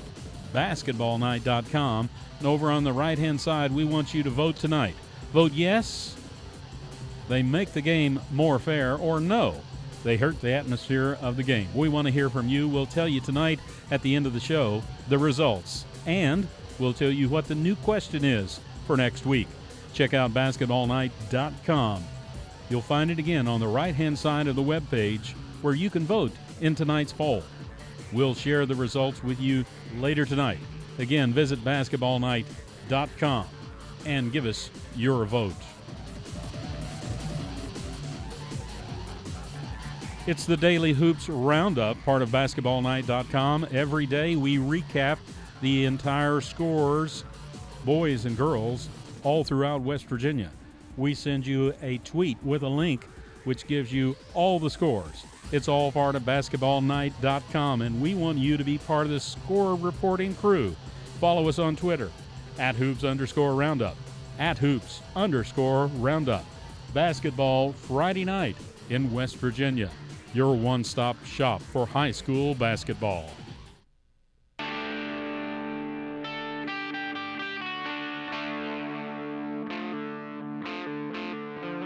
Celebrating high school basketball around the Mountain State, you're listening to Basketball Friday night in West Virginia on the Fast Break Sports Network. Now, back to your hosts, James Collier, Rudy Raines, Coach Rick Marone, and Ryan Epling. 10:32 on this Basketball Friday night in West Virginia. Ryan Epling, Rick Marone, and James Collier with you. We have a full load of callers who are going to have to hold for a little while, and please do, and we'll get to all of you. We'll get to John Blackmore, WKKX, and WVOY, who had the call that Wheeling Central and Magnolia game. We'll also talk with Scott Sorrow, the head coach of the Williamstown boys basketball team, Chris Kidd, WVOW. He had Chapmanville Regional Mountain View, and a little bit later on, we'll get to our referee segment. We'll wait. We'll get to Bo Anderson a little bit later on, but right now we got to go get a check of our basketballnight.com scoreboard with Coach Rick Marone. Looking for scores? Look no more. It's basketballnight.com. Scoreboard update. First in Class AAA boys, South Charleston 74, Barberton, Ohio 42, Hurricane 74, Madison Central out of Kentucky 67, George Washington 81, Brooke 46, Greenbrier East 71, Covington out of Virginia, the Covington Cougars 67, Riverside 97, Man 57. Class AA tonight, Chapmanville 68, Mount View 46. Mingo Central gets a 3-point win over Pikeview 80-77. Southern Fulton out of Wardsford, PA 65, Berkeley Springs 61. Grafton doubles up the Harmon Panthers, Grafton 102, Harmon 51. Tucker County, the Mountain Lions 73, Philip Barber 53. Webster County falls by 5 to the Richwood Lumberjacks 60-55. In Class A, big win for Magnolia, 74-63 over number 1 ranked Wheeling Central. That score is final, part of the Undos tournament there in Wheeling. Bishop Donahue also part of that tournament, 73-42 winners over Steubenville Classic, the Crusaders. Williamstown gets a big win, 74-58 over Wirt County. In girls action tonight, first in Class A, St. Joe 61, Eastern Tech out of Cleveland, Ohio 53, Wheeling Central 64, Madonna 36. In Class AA, Webster County 54, Midland Trail 43. Richwood gets a 15-point win over Liberty Harrison 47-32. Meadow Bridge 50, Independence 10. That's a final. Herbert Hoover, the Lady Huskies get a 68-58 win over Belpre, Ohio in the Mary O tournament in Parkersburg. Nicholas County 67, Pocahontas County 44. Class AAA girls, Bluefield 74 over Point Pleasant 26. Wheeling Park falls to Parkersburg. Parkersburg 55, Wheeling Park 44. Damascus, Maryland, the Hornets put up 52. They hold Hedgesville to 16, final 52-16. John Champs Eagles out of Aldie, Virginia. They fall to Jefferson 55-49 in the Cougar Christmas Classic. And our final score on the scoreboard tonight, Greenbrier East 90, Philip Barber 44 as part of the Jerry Bradley Memorial Tournament. That's your basketballnight.com scoreboard update. Thank you very much, Coach Marone. And one of those scores mentioned was Williamstown, the Yellow Jackets getting a win at Wirt County in the Wirt County Holiday Tournament, 74-58. Scott Sorrow joins us now. He's the head coach of the Yellow Jackets. And, Coach, nice road win early on in the season. Hey, thanks a lot, guys. Yeah, it was a good win for us. I mean, we've kind of gotten off to a good start to the season. So, we're happy to be playing well early in the season. Obviously, it's a long season, and hopefully we can keep it rolling. 4-0, wins over Wood County Christian, Payton City, and St. Mary's. And now that win over Wirt County. And as you mentioned, a good start to the season. And really for Williamstown, coming off of a football state championship and then having success right out of the gate, I guess right now things are going really good for the boys programs at Williamstown. Yeah, it's been great. I mean, with the football team having the success that they had, I mean, it was a really great thing for our community. From a basketball standpoint, it puts us a little bit behind as far as, getting some of those football guys back. Being a single A school, I mean, we have a lot of our kids that play basketball also play football. So it puts us a little bit behind, but we're actually kind of used to it because we've played since I've been coaching here. We've played in 4 or 5 state football title games, so we kind of know the drill. We know the routine of getting these guys back a little bit late and how to deal with that. And like I said, it's been a decent start, and hopefully we can keep it going. Coach Sorrow, James Collier, 2 questions on that. You said that it's kind of something that you're accustomed to having to play without players or trying to get a late start because of the football. How much does that help you as you look back now and see you're already starting off 4-0, and you talked about that football state championship? Is it something that you noticed that the championship mentality, especially in a small school, it starts to spill over from one sport to another?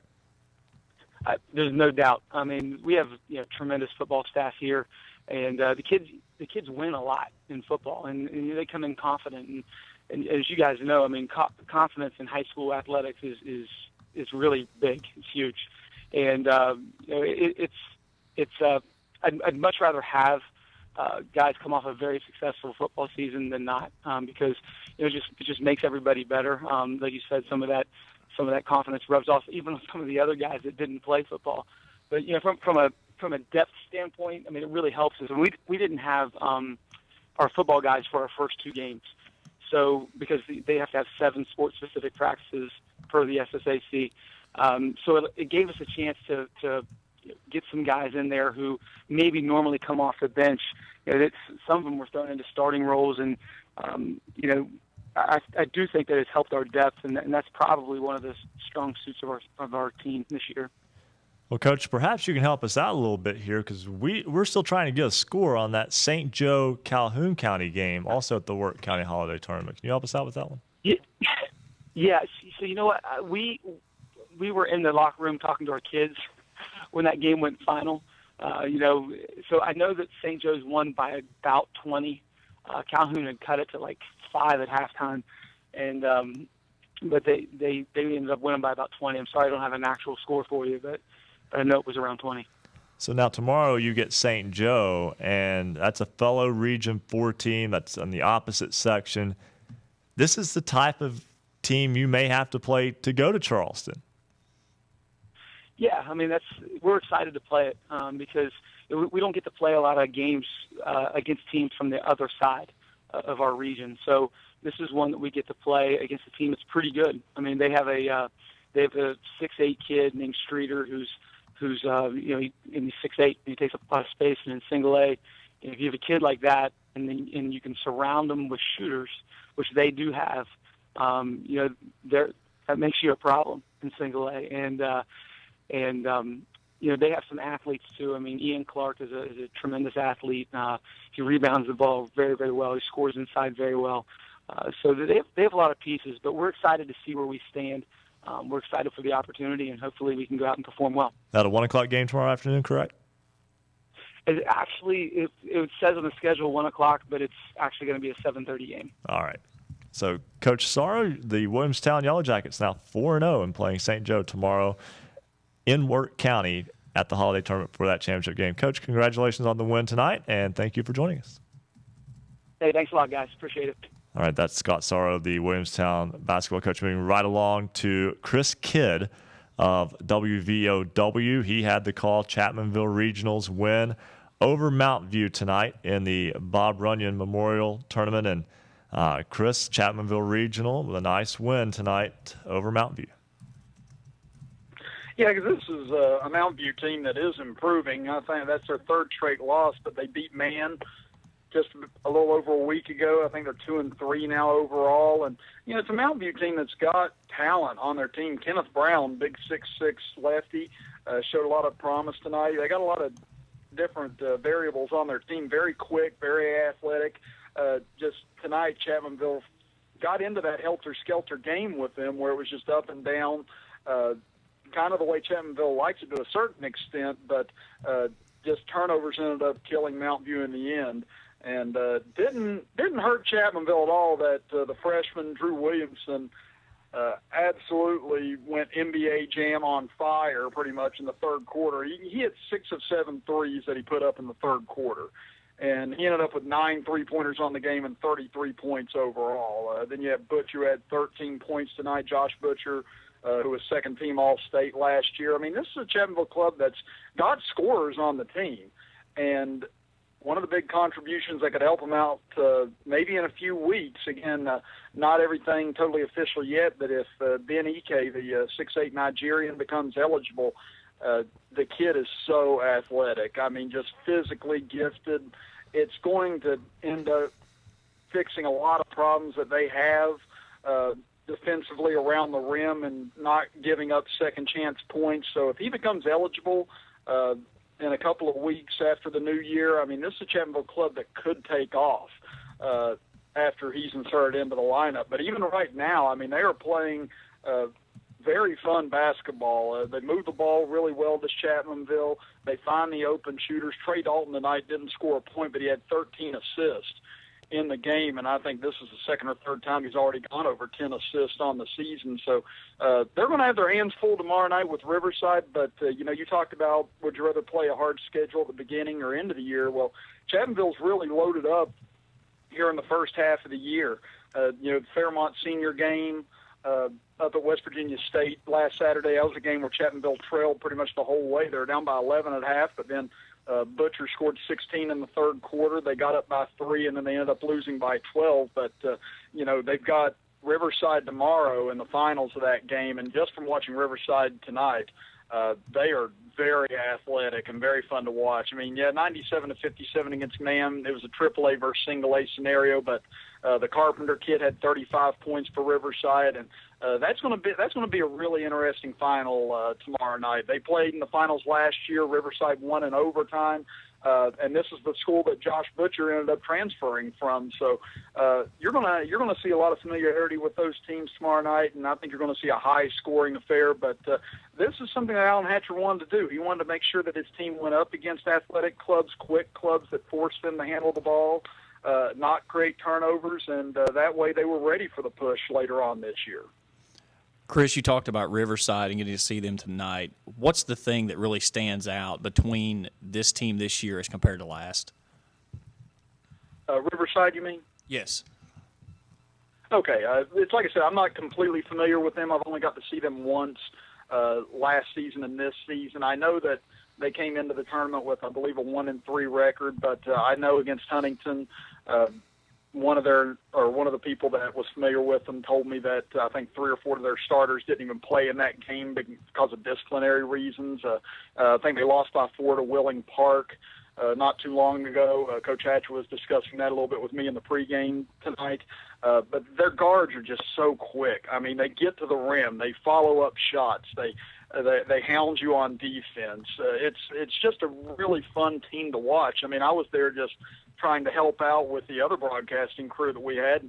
I found myself just transfixed by what they were able to do on the offensive and defensive end. It's a team that if they get hot, they could be very lethal to a lot of people. I know they play in a tough section and region, and it's very difficult for them to get out of that area. But, Riverside's a team that I think is going to cause a lot of problems for a lot of teams. I think in their first 5 games they've played several of the teams that are in the top 5 in AAA, and they've played them very competitively minus the Huntington game. So this is going to be a really stiff test for Chapmanville tomorrow, and you could even tell just talking to some of their players before and after the game, they know that they've got their hands full tomorrow with this ball club. And Riverside's just a team that if they stay fundamental, they're coached well from what I've seen. That's a team that could end up making a strong push, I think, come sectional and regional time if they get all their pieces in place and they stay healthy. Chapmanville Regional and Riverside tomorrow as the Tigers beat Mountain View tonight to go to 3-1. Chris Kidd, tell us how you can access that ball game tomorrow night. Well, like we said, Chapmanville has to protect the ball in that game. That's what got them in trouble against Fairmont Senior was just the quickness that Fairmont had. And I think Fairmont's more than proven themselves through the first several games this season, beating 2 AAA teams, just absolutely demolished number 4 Washington in that game, and then ended up beating Robert C. Byrd following up what they did to Chapmanville, did Fairmont. And I feel like Riverside is maybe a bigger version of Fairmont Senior. Their guards are big, their backline's big. It's going to be difficult for Chapmanville because they don't have a ton of size on the inside. They've got a lot of real gritty players. Zach Casto, a senior, is very formidable on the inside, a great hustle player. His biggest problem is he gets into foul trouble very quick. He had 5 quick points in the first quarter, but then picked up 2 quick fouls, and he was on the bench the rest of the half. He's got to stay out of foul trouble. Jordan Witz, he's been a nice surprise starting out this season. He had 10 points tonight. Not a huge kid, but he finds his way around the basket really well, and he plays solid defense. He really held Jordan Gross in check from Herbert Hoover. He really got a lot of his points in the final minutes of the game against Chapmanville. So Witt's going to have to play strong defense. I believe him and Casto both fouled out against Fairmont Senior because they were a little bit out of their element with the speed and quickness they had. And then Hunter Neal, he's a 6'7" sophomore, and he's played well so far this year. He's been called upon to do a lot whenever those guys get into foul trouble, and I feel like he's held his own down there. And he's someone that's going to have to play tough and play with size tomorrow night. and they just have to limit Riverside's second chance opportunities. They can't afford to have them get easy baskets around the rim. They've got to box out. They've got to limit possessions. And on the offensive end, they just got to have better looks than what they had against Fairmont Senior. If it wasn't for Butcher getting as hot as he did in the third quarter of that game, I don't know where it may have ended up. But they've got good guards, Chapmanville does. The problem is some of them are young. Kyle Browning, a freshman from Harts Middle School, he's come in. He's small and petite. He doesn't have a lot of meat on his bones, but the kid knows how to handle the basketball. Trey Dalton, same thing. He's 5'8", but he's one of the better guards in the state, I think, or at least in AA. And then Drew Williamson's another one who can handle the ball pretty well. But, Drew had his struggles against Fairmont, but backed it up really well tonight. So Chapmanville's ball handlers have to do a good job of avoiding the pressure, moving the ball, making sure they find some openings, and not allow Riverside to get out and transition as much as they like to, because tonight against Man, they really got whatever they wanted in transition whenever they turned the ball over, and that's something Chapmanville's got to learn from those mistakes last Saturday, and hopefully it's going to be another great game tomorrow night between these two, and I think it will be. I think it's going to be a high-scoring affair with a lot of points, and I think it's one of those building games for Chapmanville whenever they look later on in the season. I felt like it helped them last year, and I think it'll help them this year as well. Should be an outstanding ball game. That's Chris Kidd of WVOW, Chapmanville Regional, taking on Riverside in the Bob Runyon Memorial Tournament Championship game tomorrow at Chapmanville Regional High School. We've got to step aside and take a break. When we come back, John Blackmore will talk the Undos tournament with us. Pizza. We'll talk about that when we come back. Was that a little hint, Ryan? Perhaps. We'll be back with more Basketball Friday Night in West Virginia here on the Fast Break Sports Network. Basketball Friday Night in West Virginia will return in 2 minutes on the Fast Break Sports Network.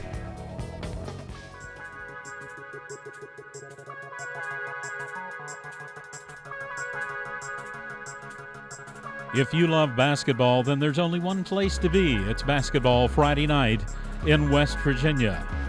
A big shout out to our listeners and also everyone tweeting us tonight. Big thank you to Jeff Campbell, Dave Morrison, Ivan Fox, MBHS Wildcats, Dave Morrison. And listening on affiliate WFGH in Fort Gay, Tom Gibson. And a big thank you to Lady Bees Basketball. They sent us a great tweet tonight, and we thank them so much. They said, your hard work and dedication for high school basketball in the state of West Virginia is greatly appreciated. Thanks for everything. Lady Bees Basketball. Thank you very much for all your kind words. We appreciate everyone being part of the Basketball Friday Night family. For scores online, all of them, visit basketballnight.com. For Comcast viewers, if you're looking for a place to watch Basketball Friday Night in West Virginia, it's on Channel 25. If you're an Armstrong subscriber, we're on digital Channel 204. Radio stations around the state carrying Basketball Friday Night in West Virginia, 106.7 FM, WHFI in Linside, 101.9 FM, WVOW Logan, 90.7 FM, WFGH Fort Gay, 98.5 FM and 101.5 FM, WQAZLP Edmond, Beckley, 101.7 FM, WYAPLP in Clay, and 88.1 FM, WMUL in Huntington. Online video is available at basketballnight.com and rsnsports.com. Basketball Friday Night in West Virginia.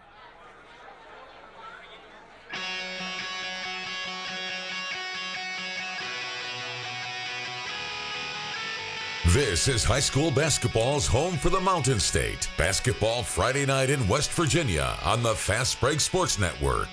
Now, back to Basketball Night in West Virginia with James Collier, Rudy Raines, Coach Rick Marone, and Ryan Epling.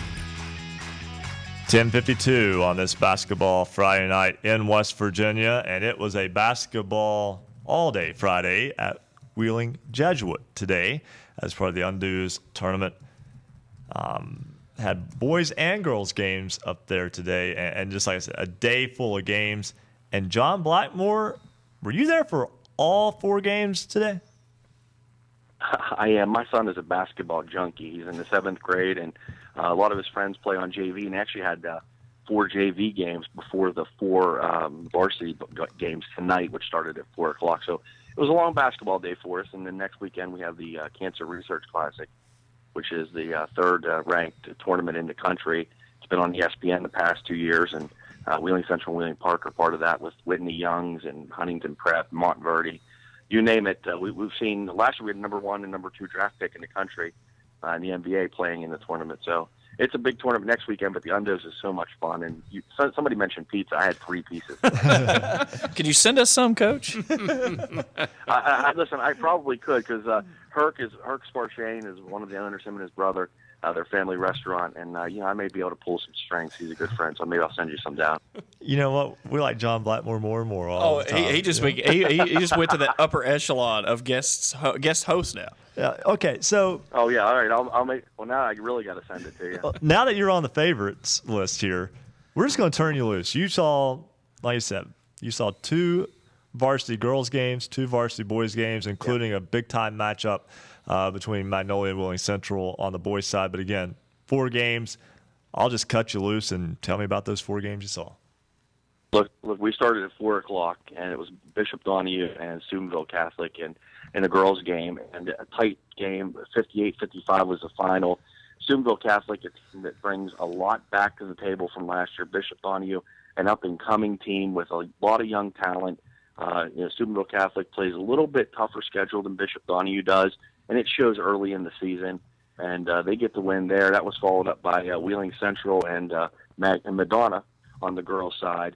And Madonna just really, one of their best players didn't come out this year. Their best player on the team this season out with an injury. They were shorthanded, and Wheeling Central doubled them up. Kate Callisey didn't start. She's been battling an injury all year, played in her first action as a 6th man off the bench, and really just total control by Wheeling Central, Lindsey Baker, and 2 freshmen playing really well for Wheeling Central, getting the start tonight, and they double them 64-36. So we expect a very good game tomorrow. That game's going to tip off the championship game at 7 o'clock, and Wheeling Central will be a favorite. But the one thing we know, no matter what sport, if it's table tennis to football, Steubenville Catholic comes to play no matter what it is, and we expect a good one there. On the boys' side, Steubenville Catholic and Bishop Donahue matched up in that early game tonight, and look, it was all Bishop Donahue. Jesse Padlow and Taylor Strawn. His dad is on the wall at Wheeling Jesuit, so he plays in the shadow of his dad's banner. They retired his number, and he really came through for him tonight. Lit up Steubenville Catholic, another young Steubenville Catholic team this time, as they graduated a lot of talent last year. Brenton Colabella is playing Division II football at West Liberty, and he led them last year, and they lost a whole lot. Bishop Donahue, strong all the way around. They play about 7 deep. We expect them in the championship game tomorrow. To battle Magnolia, but as you saw tonight, Preston Boswell, just an incredible basketball player. We look forward to next weekend, Wheeling Central and Gill St. Bernard's, Tyus Battle and Chase Harler. Harler going to West Virginia and Battle going to Kentucky, the 4th best player in the country. But coming into this, we kept saying all week, don't count out Preston Boswell. He may not be a Division I basketball player because of his size, but he's as good a Division II player as you're going to see in the state of West Virginia, probably one of the better point guards in the state. And he looked like the professor out there tonight at the point. There were times he got 3 fouls early, came out, had to sit a lot of the first half, and doubled his score. He only had 6. He ended up with 24 at the end of the game. Banged 3 threes on return trips after misses from Wheeling Central. Hand in his face. He had 2 and 1s that he capitalized and made them 3-point plays. He was the difference. He got our player of the game tonight. Chase Harler, things that'll go unmentioned, 4 blocks. Probably at one point they had him at 10. I don't remember the final number for rebounds, but double-digit points with 12. But Wheeling Central plays a deep bench, and they play a freshman as their 6-man, Brent Price. And when the threes aren't falling for them, they have to make up with it in other ways. And they played 9, 10 players. Magnolia played 6, and for the most part 5 because of Boswell's problems early in the game. But when it came down to crunch time, it was all Preston Boswell. And, I mean, he made some plays tonight. If he has a mom in the crowd with a camcorder, they're on YouTube in about 25 minutes when they get back to New Martinsville, because it was simply spectacular to watch. And they beat Wheeling Central tonight 74-63.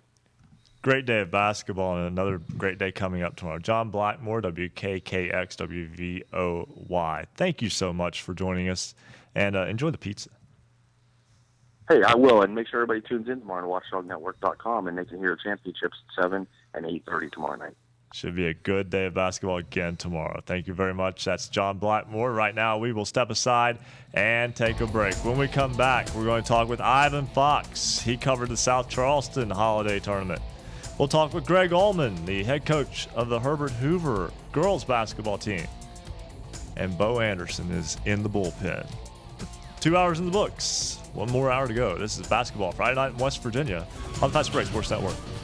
Basketball Friday Night in West Virginia will return in 2 minutes on the Fast Break Sports Network.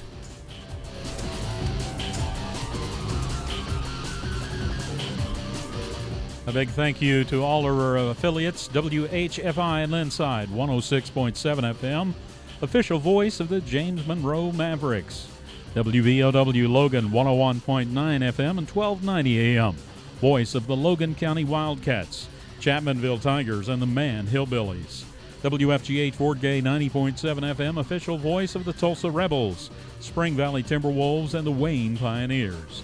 WQAZ-LP, Edmond, Fayetteville, 98.5 FM and 101.5 FM, Beckley, voice of the Fayetteville Pirates, Oak Hill Red Devils, Valley Fed Greyhounds, Meadowbridge Wildcats, and the Midland Trail Patriots. WYAP-LP Clay, 101.7 FM, official voice of the Clay County Panthers. Marshall University and the 88.1 FM WMUL Huntington, voice of the Thundering Herd. Go to basketballnight.com, listen online, or watch our online high-definition video. Thanks again to rsnsports.com for carrying our video stream tonight, too. Comcast subscribers can click on Channel 25. Armstrong Cable subscribers, we're on digital Channel 204. There's no better place to be than right here. It's Basketball Friday Night in West Virginia. Follow us on Twitter at @hoops_roundup, @hoops_roundup. Tweet us with your team scores and updates, or follow our collection of scores throughout the night. Become part of the show. Join us and share your team's game. Call toll-free 1-855-345-4709.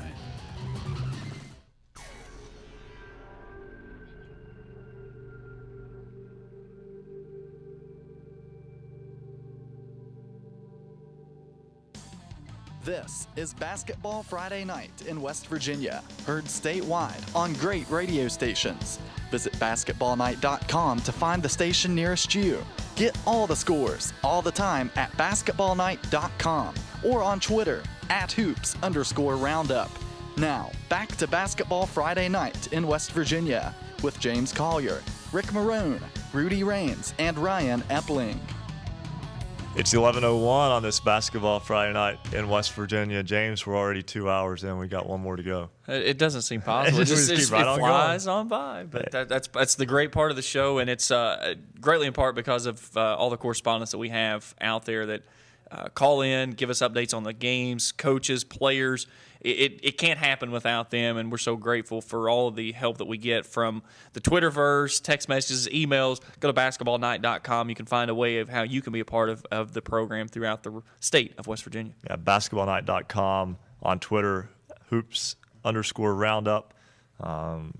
We've crossed the 1,000 follower mark there, and we're just keeping right on going. Yeah, we're the chase for 1,500 now. That's the goal. Is we want 1,500 before we finish out this season up in the week, I guess, third week of March in state tournament time. So and who knows, that we might change the goal to 2,000. That'd be awesome. We get to 2,000 in March. That would be pretty epic. But yeah, 1,500. That's the goal now. Is we want to get as many followers out there as we possibly can. Phone number 1-855-345-4709. We'll talk with Ivan Fox about the South Charleston Holiday Tournament. We'll also talk with Greg Allman, Herbert Hoover girls basketball head coach, and we'll talk with our resident referee, Bo Anderson, coming up within the next few minutes. But first, James, It's time for a check of the basketballnight.com scoreboard. Looking for scores? Look no more. Go to basketballnight.com for all of your scores from around the Mountain State. We'll start in Class AAA. On the boys' side, number 2 South Charleston knocks off the Barberton Magics out of Ohio in the South Charleston Christmas Invitational, 74-42.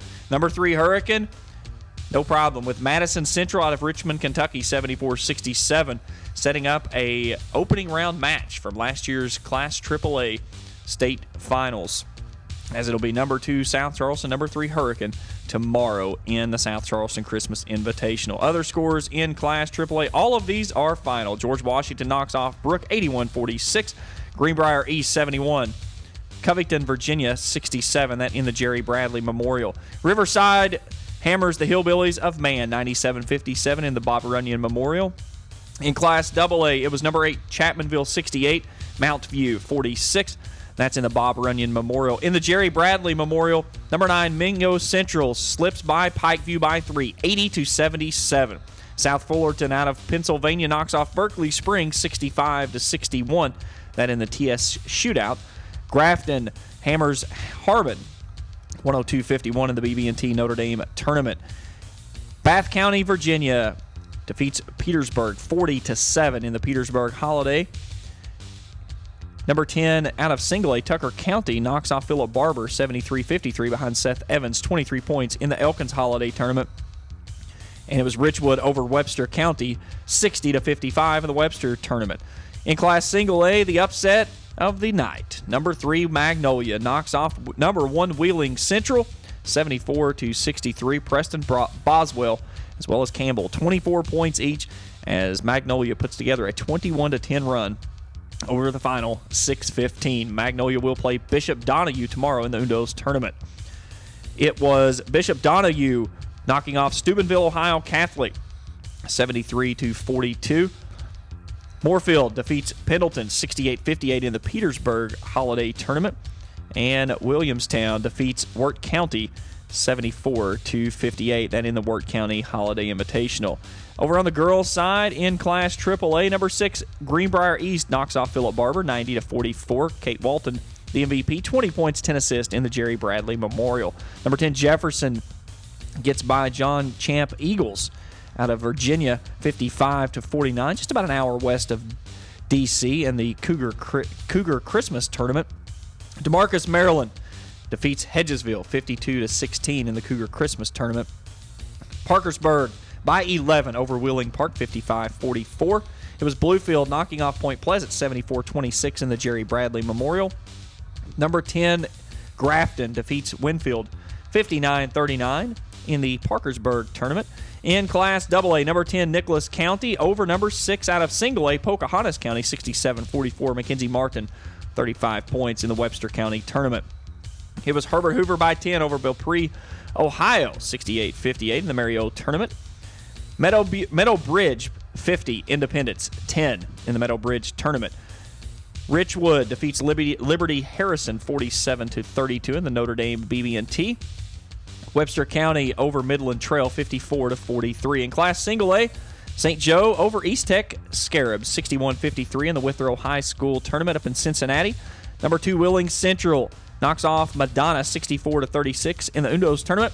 And our final score on this check of the scoreboard, Steubenville Catholic Central defeats Bishop Donahue 58-54 in the Undos Tournament. That's check of your basketballnight.com scoreboard update.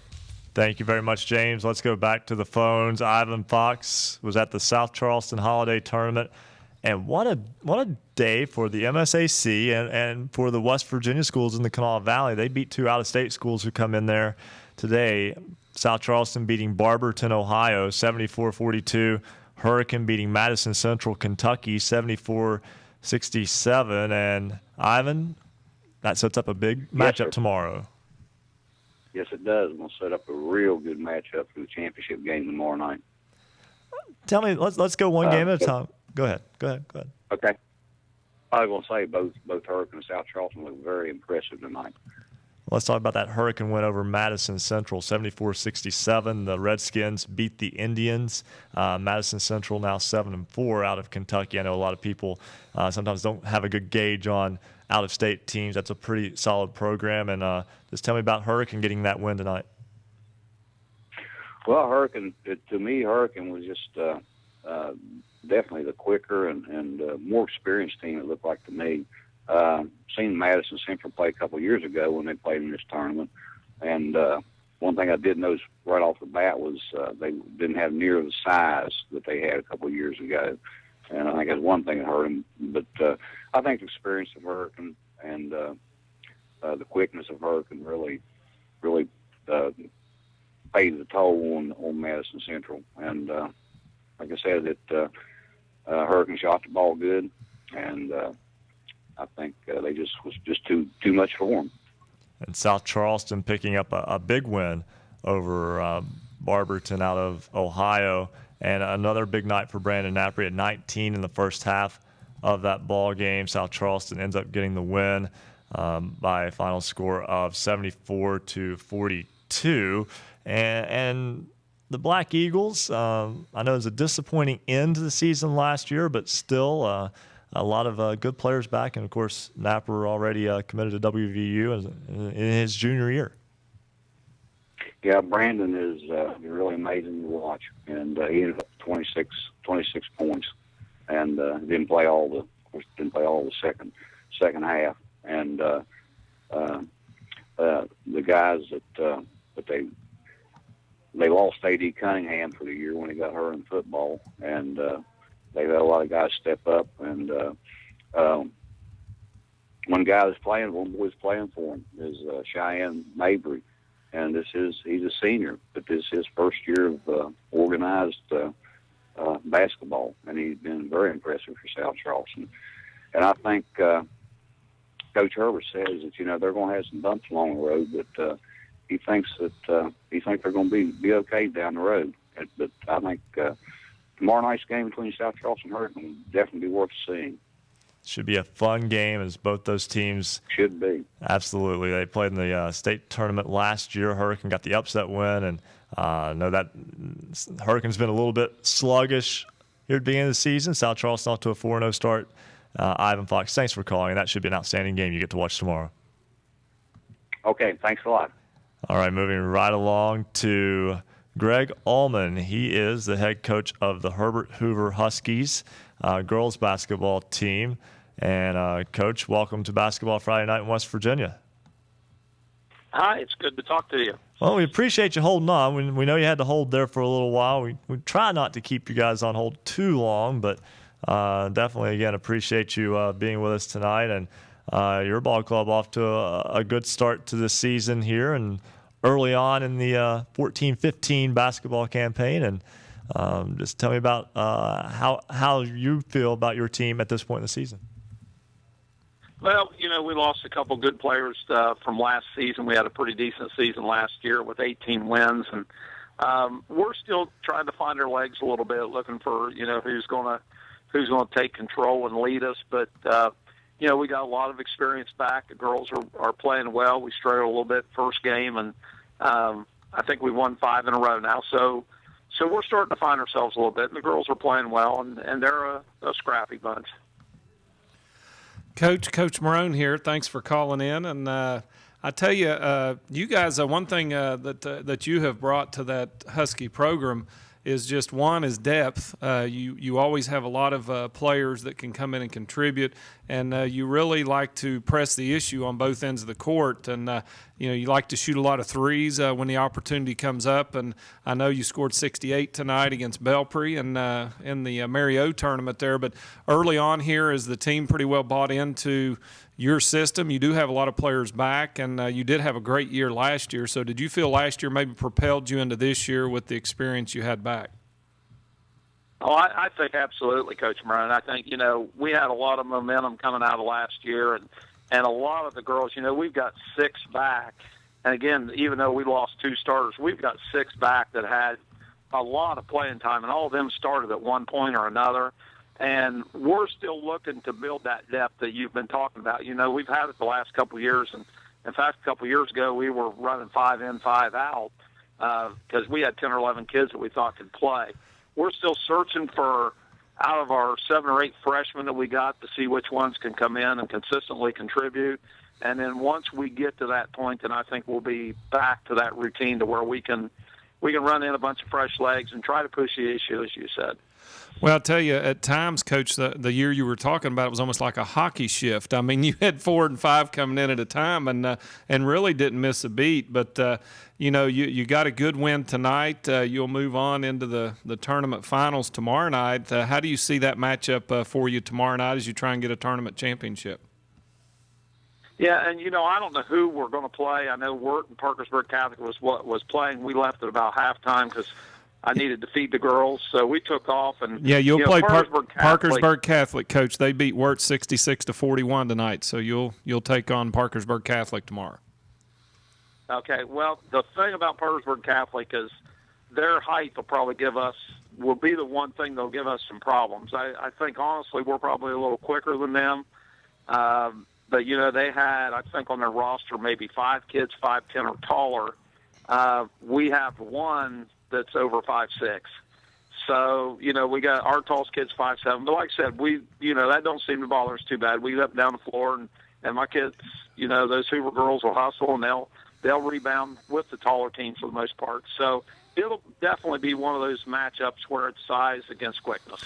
Coach, one quick thing from me. First of all, congratulations to you on a good start to the year. But the tournament you're playing in, the Mario Crusaderette tournament there in Parkersburg Catholic, obviously named for Mario Strowski, probably in my mind, and I'm showing my age a little bit too, but really the first true superstar in girls basketball from West Virginia, went on to Tennessee and played. And how special is it to be a part of that tournament? She played there at Park Catholic and was a part of that tradition there. But I know she's an icon in the history of girls basketball, and that tournament set up to honor her. How special is that? Well, Coach, that's funny because I'm actually from this area. I grew up probably not more than 25, 30 minutes from Parkersburg up in the Ohio side. And I've known Mario since she played in high school. And a lot of the girls where I went to school, at a school in Ohio called Fort Fry, emulated her, wanted to be her, and it is a special thing. She was huge in the state of West Virginia as far as a girls basketball player, and honestly, it's an honor to play in the tournament named after her. I try to get through to our girls about the impact that she had. She was a phenomenal player. She ended up a phenomenal lady, and it is very prestigious and an honor for our girls to play. Coach Greg Allman of the Herbert Hoover Huskies, your girls basketball team, will be playing Parkersburg Catholic tomorrow. Congratulations on your win today, and thanks for joining us on Basketball Friday Night in West Virginia. Thank you. All right, that's, again, Coach Greg Allman of Herbert Hoover's girls basketball team. We've got to step aside and take a break. When we come back, it's a moment many of you have been waiting on. Our resident referee. I know we've got some fans who are ready to question him. He's been questioned before. He'll be questioned again. We'll have Bo Anderson when we come back here on Basketball Friday Night in West Virginia on the Fast Break Sports Network. Basketball Friday Night in West Virginia will return in 2 minutes on the Fast Break Sports Network.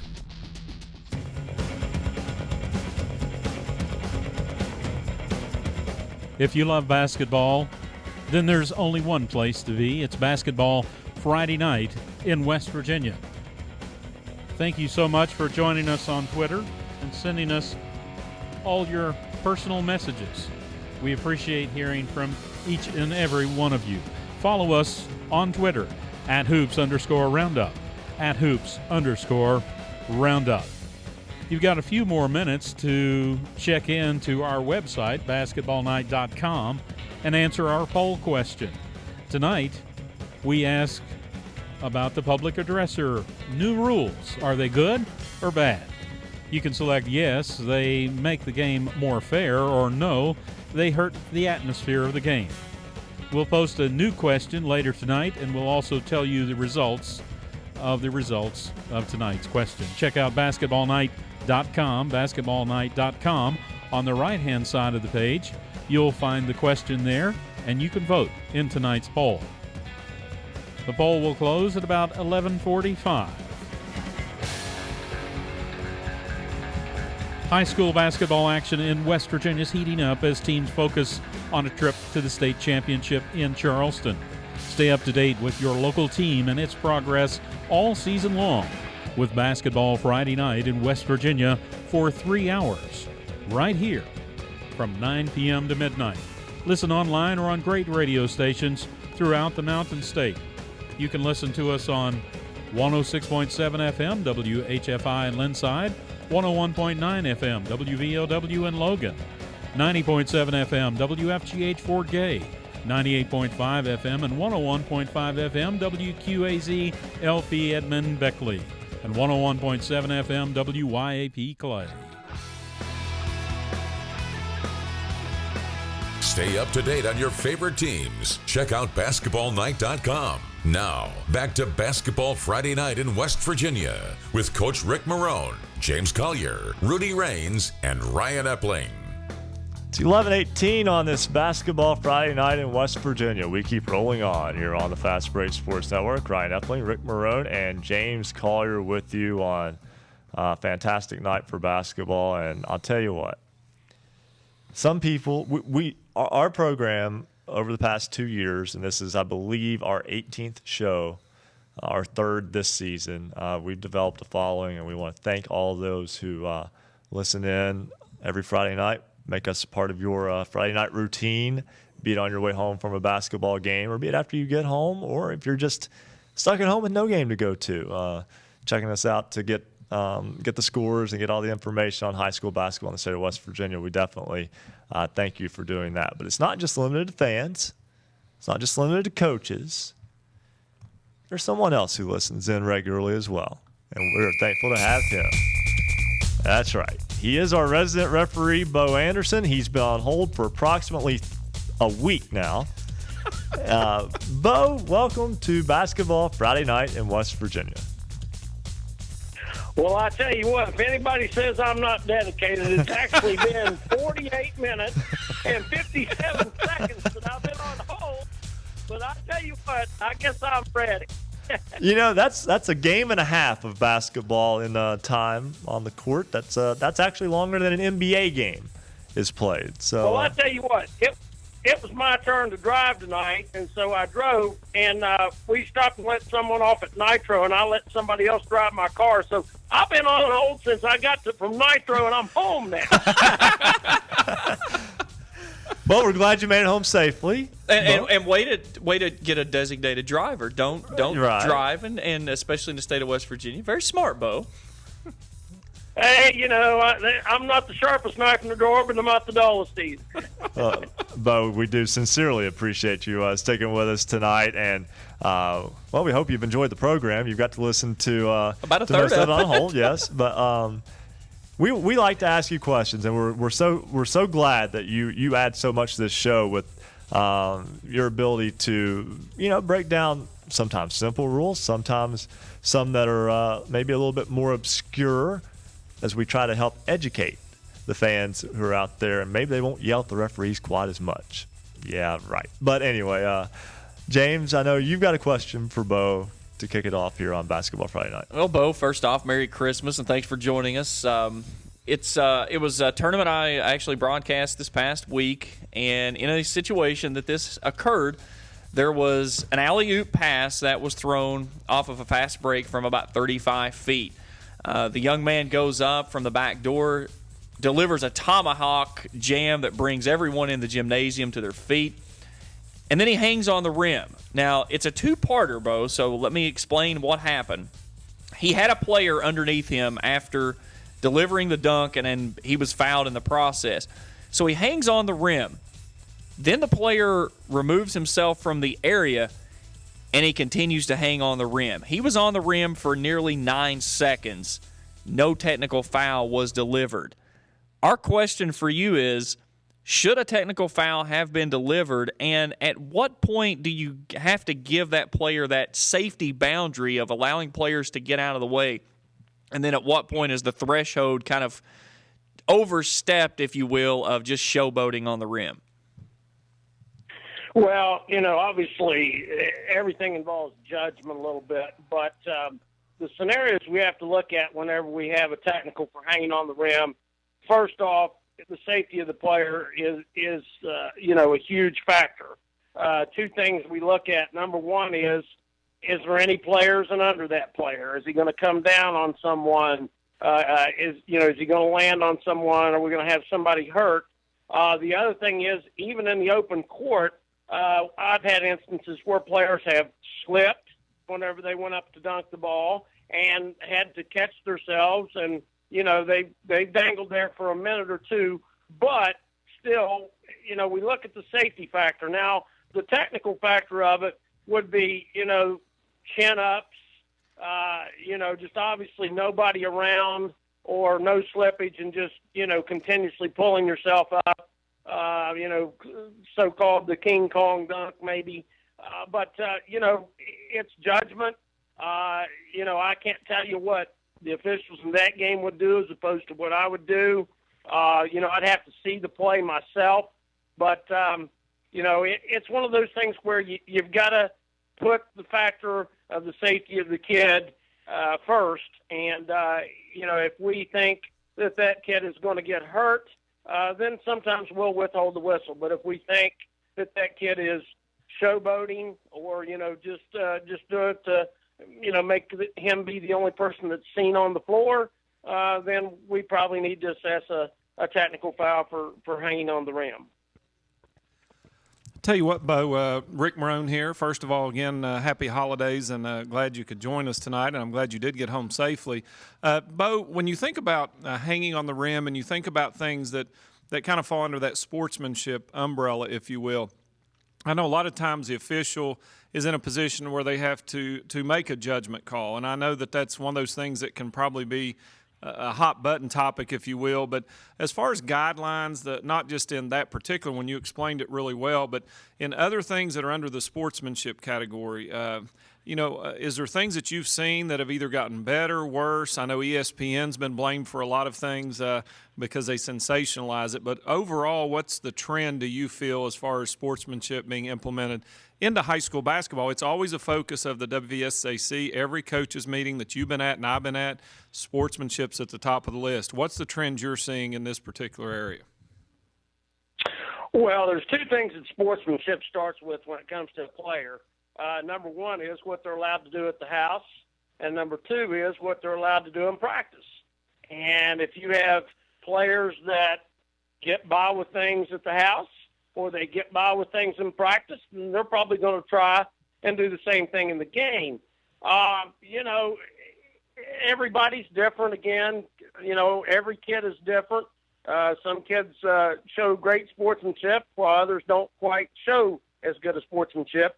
It helps that, if the coaches are disciplined, that they take care of business when they need to. I prefer them to take care of it instead of me taking care of it, if at all possible. But sometimes it's not the case. And, unfortunately, you have to call technical sometimes. You really don't want to.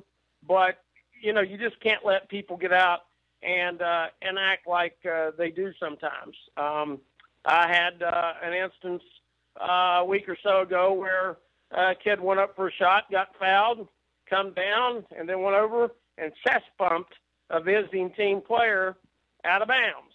So, I had to deal with that scenario. There's no warning for that, obviously. That's an immediate technical foul. And, sportsmanship needs to be stressed. And, sometimes it is taken away from a good game. And, unfortunately, as officials, we don't like to have to deal with that. We prefer that the game be played and everybody act like they should, but that's not always the case. But, I think it starts at home, and then it also starts with what they're allowed to do in practice and what the coaches put up with.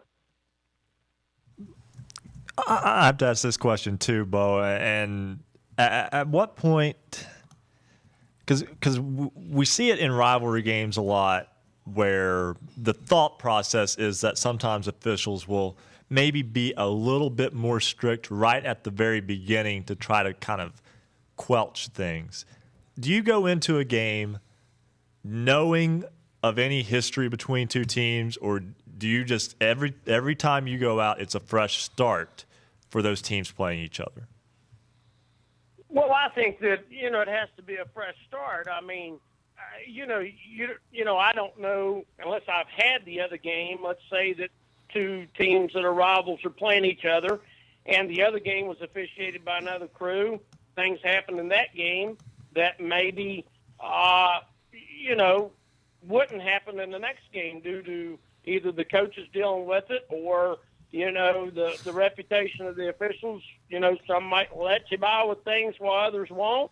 There's a lot of factors, but, I hear this all the time whenever I'm working a game and they say they got in a fight the game before. Well, that's the game before, and this is a new game, and I wasn't on the game before. I don't know what happened. I know what I will put up with and what I won't as an official myself.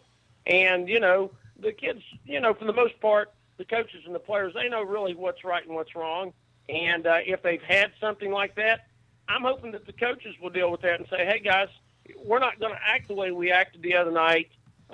We're going to come out and play, and this is going to be a nice rival game, and the atmosphere is going to be great. And that's all we want. We want it, again, it's a game. It's something that sometimes I think people forget.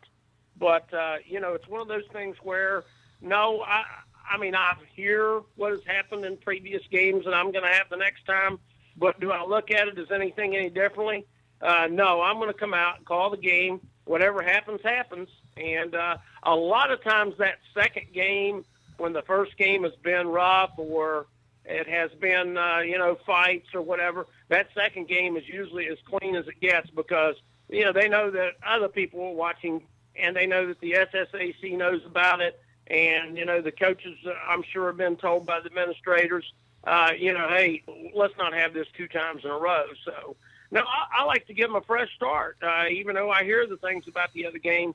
A fresh start is, and it's really the way it should be. Bo, is this something that when you bring the player, the team captains, and the coaches together, after hearing maybe something that happened in the prior game, you let them know it doesn't matter what happened in the last game, we're playing this game, let's start fresh and get it on? No, don't even mention that. Our captain's meeting with the coaches, the only 2 requirements that we have is to make sure that we ask the coaches if their uniforms are legal and are they going to be worn properly. And then we always remind both teams and both coaches every game that good sportsmanship is expected, and we'll deal with unsporting acts immediately. And I think that's enough to cover it.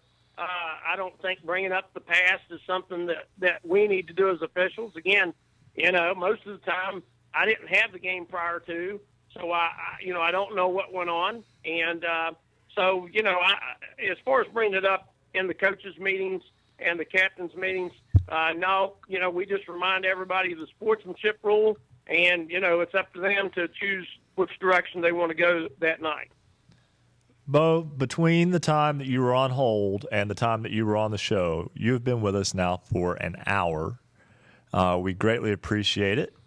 I believe that's probably a record for us. I believe you broke your old record because we stuck you on hold for a long time last year once, too.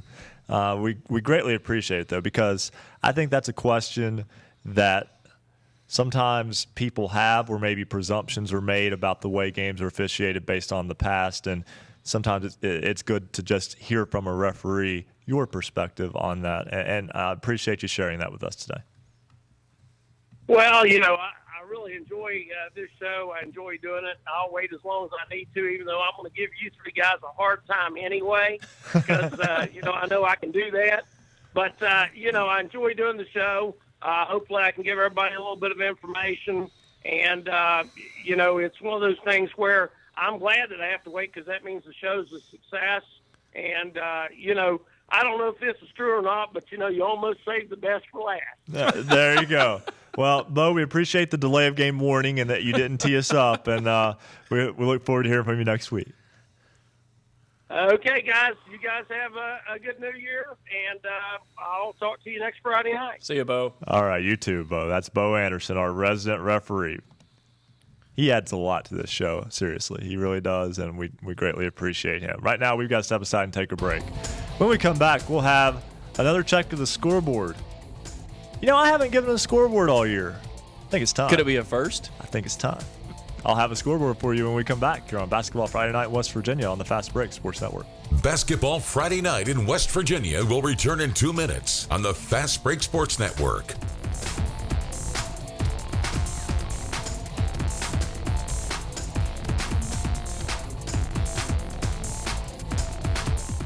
If you love basketball, then there's only one place to be. It's Basketball Friday Night in West Virginia. Thanks to everyone that has sent scores in via Twitter. Tweet us at @hoops_roundup, at @hoops_roundup. And thanks to everyone who joined, followed us, and now we're over 1,000. The next goal is 1,500. Tweet us, join us, follow us at @hoops_roundup, at @hoops_roundup. Check us out at Basketball Friday Night in West Virginia. Online at basketballnight.com. Someone remarkable on your team? Someone make an outstanding play? Nominate your team's athlete for Basketball Friday Night's Standout Athlete of the Week. Each week we take your nominations and pour over them to select the Basketball Friday Night Standout Athlete of the Week. We look at a lot of things, including leadership, performance on the court, but also including academic performance, involvement in the community, and volunteer work. Find out who the next standout athlete will be during our next broadcast. We want to congratulate Gavin Nichols tonight of the Clay County Panthers for basketball. Last Friday, it was Mackenzie Barker. Clay County Panthers basketball. You've got a little time left to go to basketballnight.com and answer our poll question tonight. We're asking about the new public address announcer rules. Vote yes if you think they make the game more fair, or no if they hurt the atmosphere of the game. Check us out, basketballnight.com.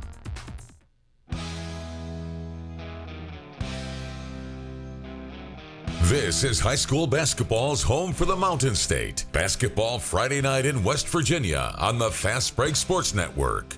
Now, back to Basketball Night in West Virginia with James Collier, Rudy Raines, Coach Rick Marone, and Ryan Epling. 11:34 on this Basketball Friday Night in West Virginia. Ryan Epling, Rick Marone, and James Collier with you. And guys, I'm not quite as hungry as I was just a minute ago. I'll say my belly hurts. Well, I work in, television news, so we aired a story on WSAZ the other day that was easily about holiday eating, and it said don't eat fast because if you eat slower, you'll fill up quicker, therefore you won't intake as many calories. So I just destroyed what I just ate, and I could eat some more, actually. I was going to say that was faster than the guy on the bicycle that runs subs for Jimmy John's. That was crazy fast. What you need to know is there were 8 cookies that were sitting right here that were part of our Christmas set decorations. For our radio listeners, we apologize. Yes, and we ate them all during our talk with Bo Anderson. So we were able to take care of that. We thank you for all of that. Now, last week, I said to Braxton, who was in Detroit at the time, that if it got above 50 degrees on a Basketball Friday Night in West Virginia, that I would break out my Paw Paw shirt. It was 50 degrees today. Now, it was only 47 during game time. Don't turn the channel. Trust me, we're all bundled up here anyway.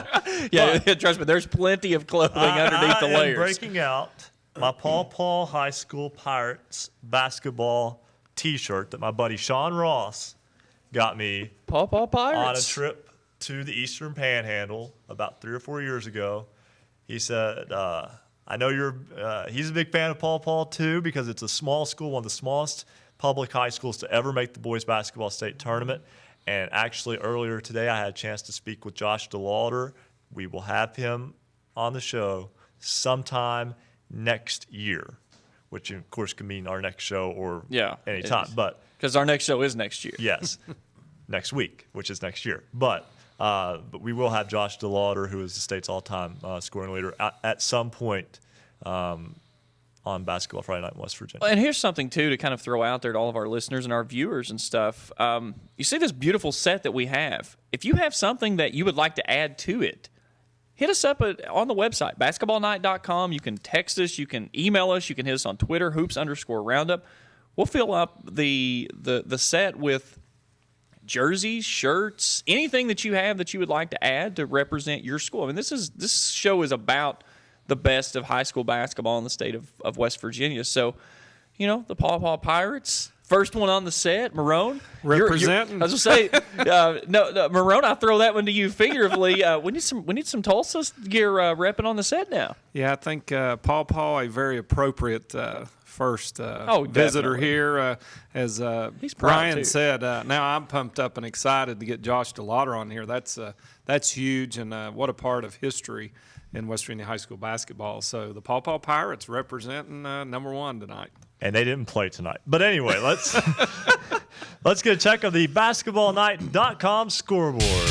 You want scores? Look no more. Basketballnight.com. We'll start in boys. Class AAA number 2 South Charleston defeats the Barberton Magics out of Ohio. That's up near Akron, 74-42. Brandon Napper, 26 points in that ball game. That was in the South Charleston Christmas Invitational. Also in the South Charleston Christmas Invitational, number 3 Hurricane beats Madison Central. The Redskins beat the Indians, 74-67. Other scores in Class AAA, the George Washington Patriots pick up an 81-46 win over Brooke. It was Elkins defeating Tygarts Valley tonight, 73-54, that game in the Elkins Holiday Tournament.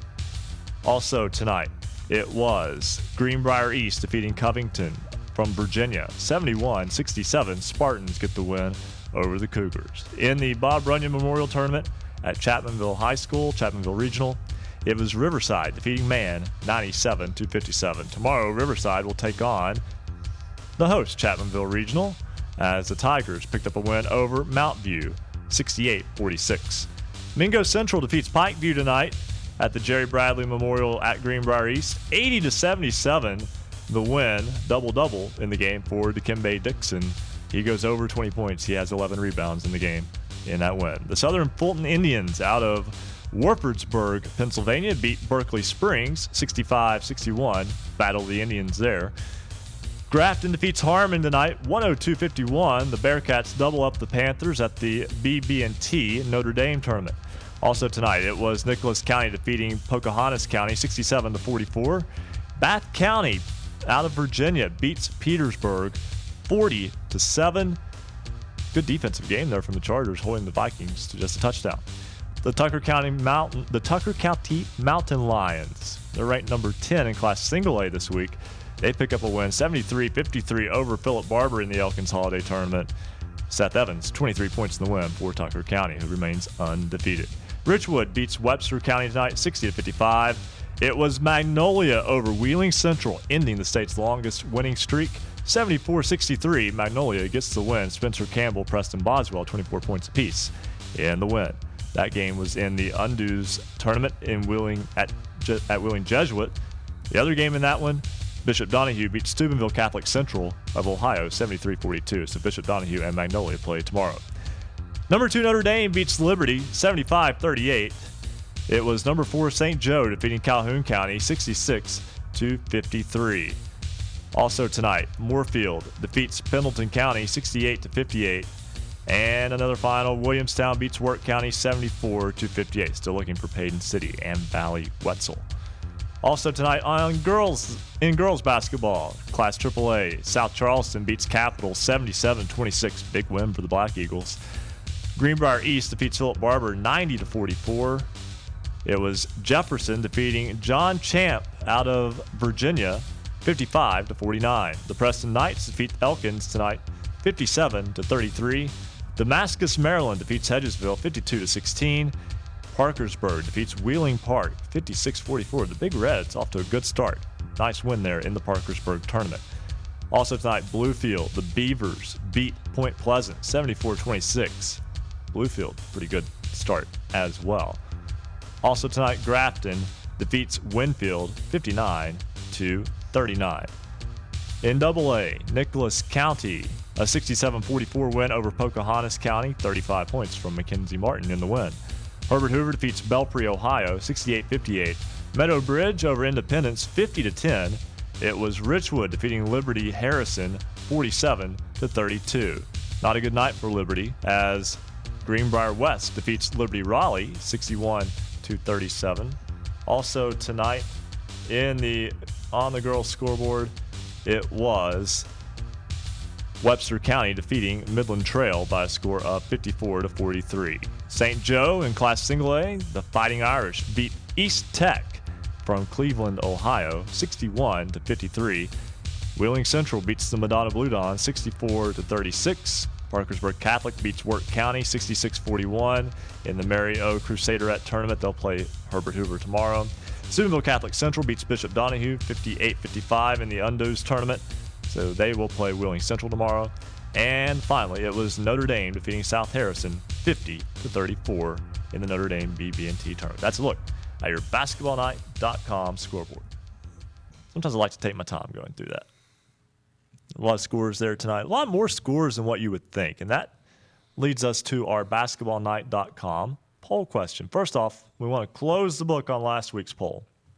We asked, are the new PA announcer rules good or bad? 100% of the vote saying they are bad, they hurt the atmosphere of the game. We're talking about what public address announcers are now governed, basically, by the National Federation. This was a National Federation rule, not a West Virginia rule, not a state rule. This is nationwide through the National Federation of High Schools. Right, and it's about what public address announcers are allowed to say during a game. This includes fouls, what you're allowed to say, what you're not allowed to say, team fouls, what you're not allowed to say, who scored a basket, which you are allowed to say. But really, it's almost like it's an attempt to streamline public address announcing. And while that might not be a bad idea, it seems like it's a little heavy-handed to start with. Now, sometimes you can get to venues to where the homerism really it spills out a little bit too much. But at the other times, I think back of my days playing as well as coaching days, and you always have one venue that you remember that you go back and say that place, man, it's crazy. I love going there. It gets you amped up, especially as a player when you walk in and you hear that other side, that PA announcer really getting the crowd going, and then you silence the crowd. That is the ultimate of going into a venue and walking out with just a little shush, giving the little Justin Hagebaum shush all the way down in FAU last year like he did, but. Yeah, I agree with all the voters. I think that it's a terrible thing. It's something that sometimes in society I think we get a little too sensitive. Let the kids play. It's an event. As long as no one is going overboard, I think that's really where it has to be regulated. Now, if someone's specifically trying to force out the wrong time or timeouts or wrong information, then yeah, you regulate that. Outside of that, let them play. Let them have a good time. Don't incite anything. Be correct. And my personal thing is don't yell. And you're amplified already. Yeah, and if you make a mistake, go back and say, my correction, that was team foul number 5, not number 4. Make the correction so that you look like that you're trying to be even kill. As a coach, Coach Marone, has a public address announcer ever bothered you? No, to be honest with you, I mean, there's a lot of things that you just tune out. That's one of them, the crowd. I know that's hard. A lot of times people believe, but when you're in the middle of the game, you really don't pay that much attention. So I'm with you guys. I think anything that adds to the atmosphere of the game without detracting or causing some kind of controversy, I think is a plus.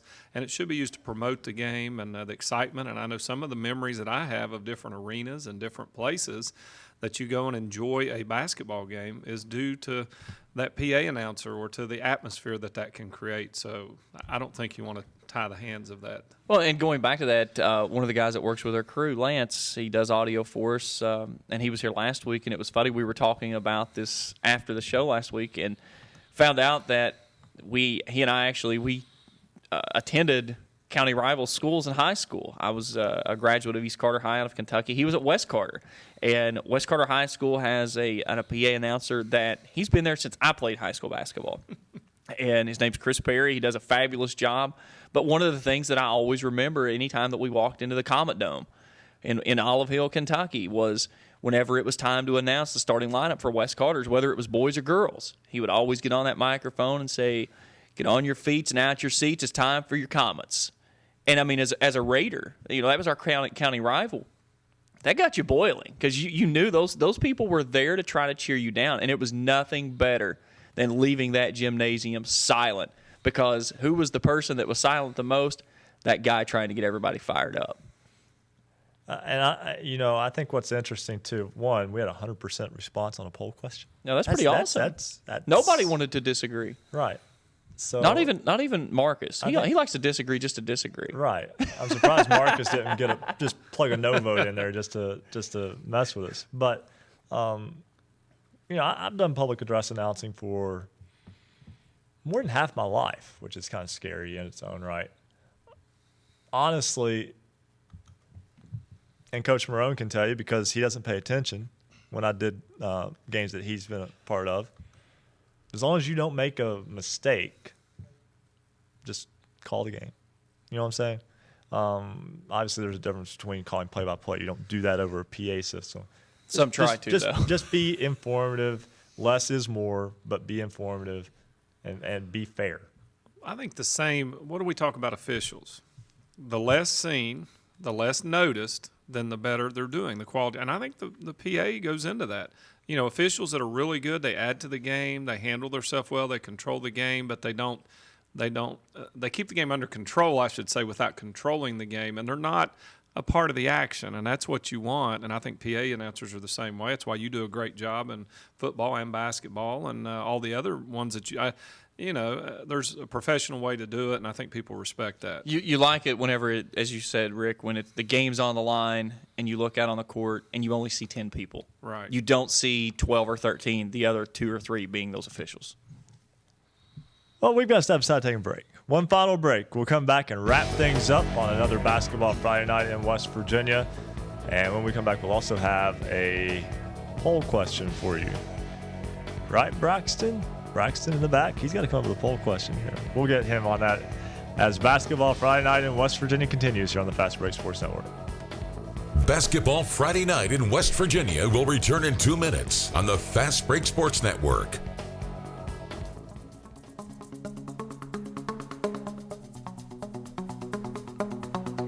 For scores online, all of them, visit basketballnight.com.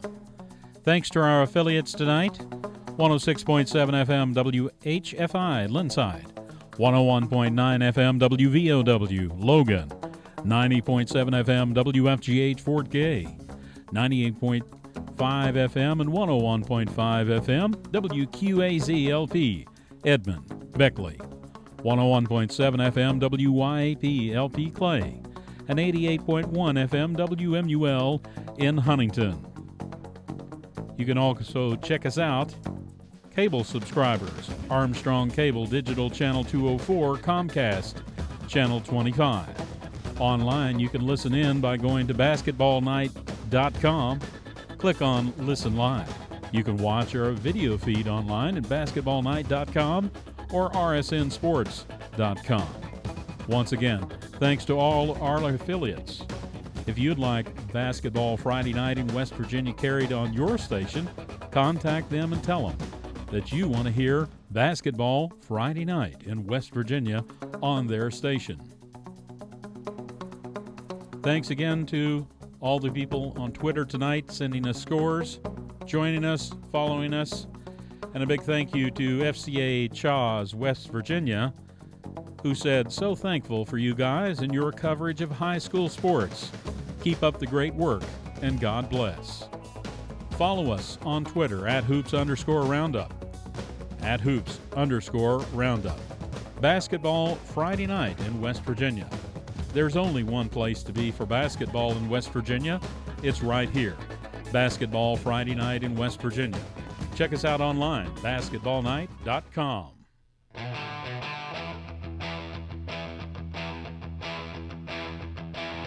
Stay up to date on your favorite teams. Check out basketballnight.com. Now, back to Basketball Friday Night in West Virginia with Coach Rick Marone, James Collier, Rudy Raines, and Ryan Epling. 11:52 as we start to wind down here on Basketball Friday Night in West Virginia. Ryan Epling, Rick Marone, and James Collier with you. Happy to have you on this day after Christmas. We, again, hope that you all had a Merry Christmas, and we won't be back until next Friday night, which is the day after New Year. So we hope you have a Happy New Year as well. I'll start with James here. James, we've gone through the scoreboard multiple times tonight. Some things that we didn't necessarily get to touch on a lot during the show were a couple of games that happened earlier in the week. You had Greater Beckley Christian beating Capital. You had Poca beating Hurricane by 15 in boys basketball.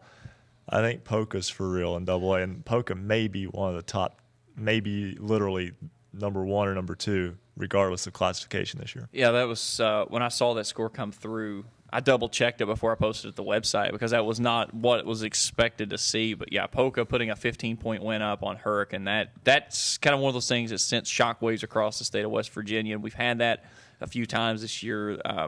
The first week we talked about Washington and the slow start out of the gate it had. Fairmont Senior last week with a big win over RCB. Tonight, Magnolia knocking off the number one team, Wheeling Central. It's one of those things.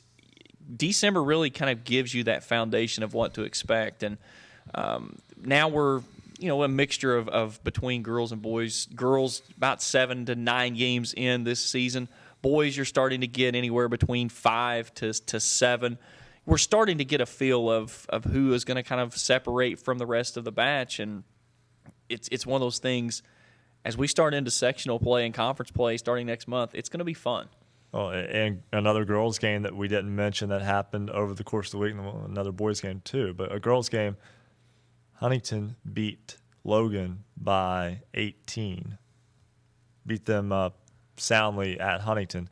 On the boys' side, Woodrow Wilson picked up a win over Huntington down in Beckley. And Huntington's boys had been off to a fantastic start, and Woodrow was a little off. Well, and talking about the Huntington game, big matchup coming up tomorrow night over on top of Highlanders Mountain. Huntington and Spring Valley. Spring Valley goes into the Ironton Classic this past weekend and knocked off Ironton after starting the game 14-0 on top of the Fighting Tigers. It went to the locker room leading by 20. This is a 5-0 Spring Valley team. Huntington, that one loss to Woodrow earlier this week, Rick, and when you see something like that, the state champs take one on the chin early in the season, you kind of think, is that a good thing or a bad thing for Huntington? And it's really going to send a great atmosphere for tomorrow night's game between Spring Valley because these are two teams that are on a roll early. Well, I think it ends up being a positive. I mean, obviously, everybody wants to win every time out. And what's interesting, too, James, when you were talking about how many games teams are getting in, when you just look at in boys basketball, for instance, there are schools that schedule planning on football success. I mean, when you look down through there, and Bridgeport's played 2 basketball games. You've got other teams at Westside played 3 basketball games. Frankfurt's only played 2 basketball games. So, Scott Sorrow at Williamstown talked earlier about that success and sharing athletes and being across sports. But I think a setback early can really be a building block. If you're Huntington High coming off a state championship, I can tell you from the coaching standpoint, you have a lot more of your players' attention when they've come up on the short end and they've gotten beaten.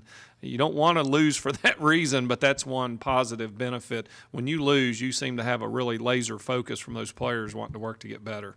Going back to last Saturday, the Cardinal Conference Big Ten shootout. Lincoln County played in to fill in the gap, so throw out the Lincoln County game, 4-4. Those the two conferences in AA that are most well-known split. And that doesn't include, obviously, your Region 3 teams that are really good in there too. So I think AA is going to be really good. I think Scott's really good. Polk is obviously really good. West Side's really good. Wyoming's, you just name them. Bridgeport, Fairmont. I've run out, You haven't even mentioned Bluefield. Can they all get in the tournament? That's right. Can we just go to March? I'm ready for March Madness. Yeah. This is it's going to be exciting. And it was like when we talked with Dave Tallman earlier, And we talked about it. I said, this is going to be a year for basketball of some great games across the state of West Virginia. He was excited, too. Oh, he was very excited. I could tell. That was a coach that was very happy, and as he should be, because a great ball game and a great win tonight for Magnolia over Wheeling Central. Baxter, who is also known as Braxton, as we call him, but that's his name. That's why we call him that. But Braxton, poll question for this week. Yeah, Ryan, we got a poll question figured out. It's asking, what's the better use of the time during this holiday break session when a lot of kids are out of class from, the middle of December all the way up through the 1st of January? Is it better to have a lot of practices and not play any games, really develop your team that way, or go play in a tournament or two and find out a lot about your squad in a trial by fire situation, if you will, and learn that way? And that poll is live now on basketballnight.com. We'll be up till 11:45 next Friday night. Basketballnight.com, of course, has all of your information, all the schedules, boys and girls. We've already got the Kaiser situation fixed. Yeah, it's already fixed. Marcus fixed it. That's amazing. Don't forget to also Standout Athlete of the Week. You can go to the front page, basketballnight.com, enter your submissions for what will be our first Standout Athlete of the Week of 2015 next week. 2014 comes to a close, guys. What a great year. I mean, we had the state tournament in March. We've had a great start this year.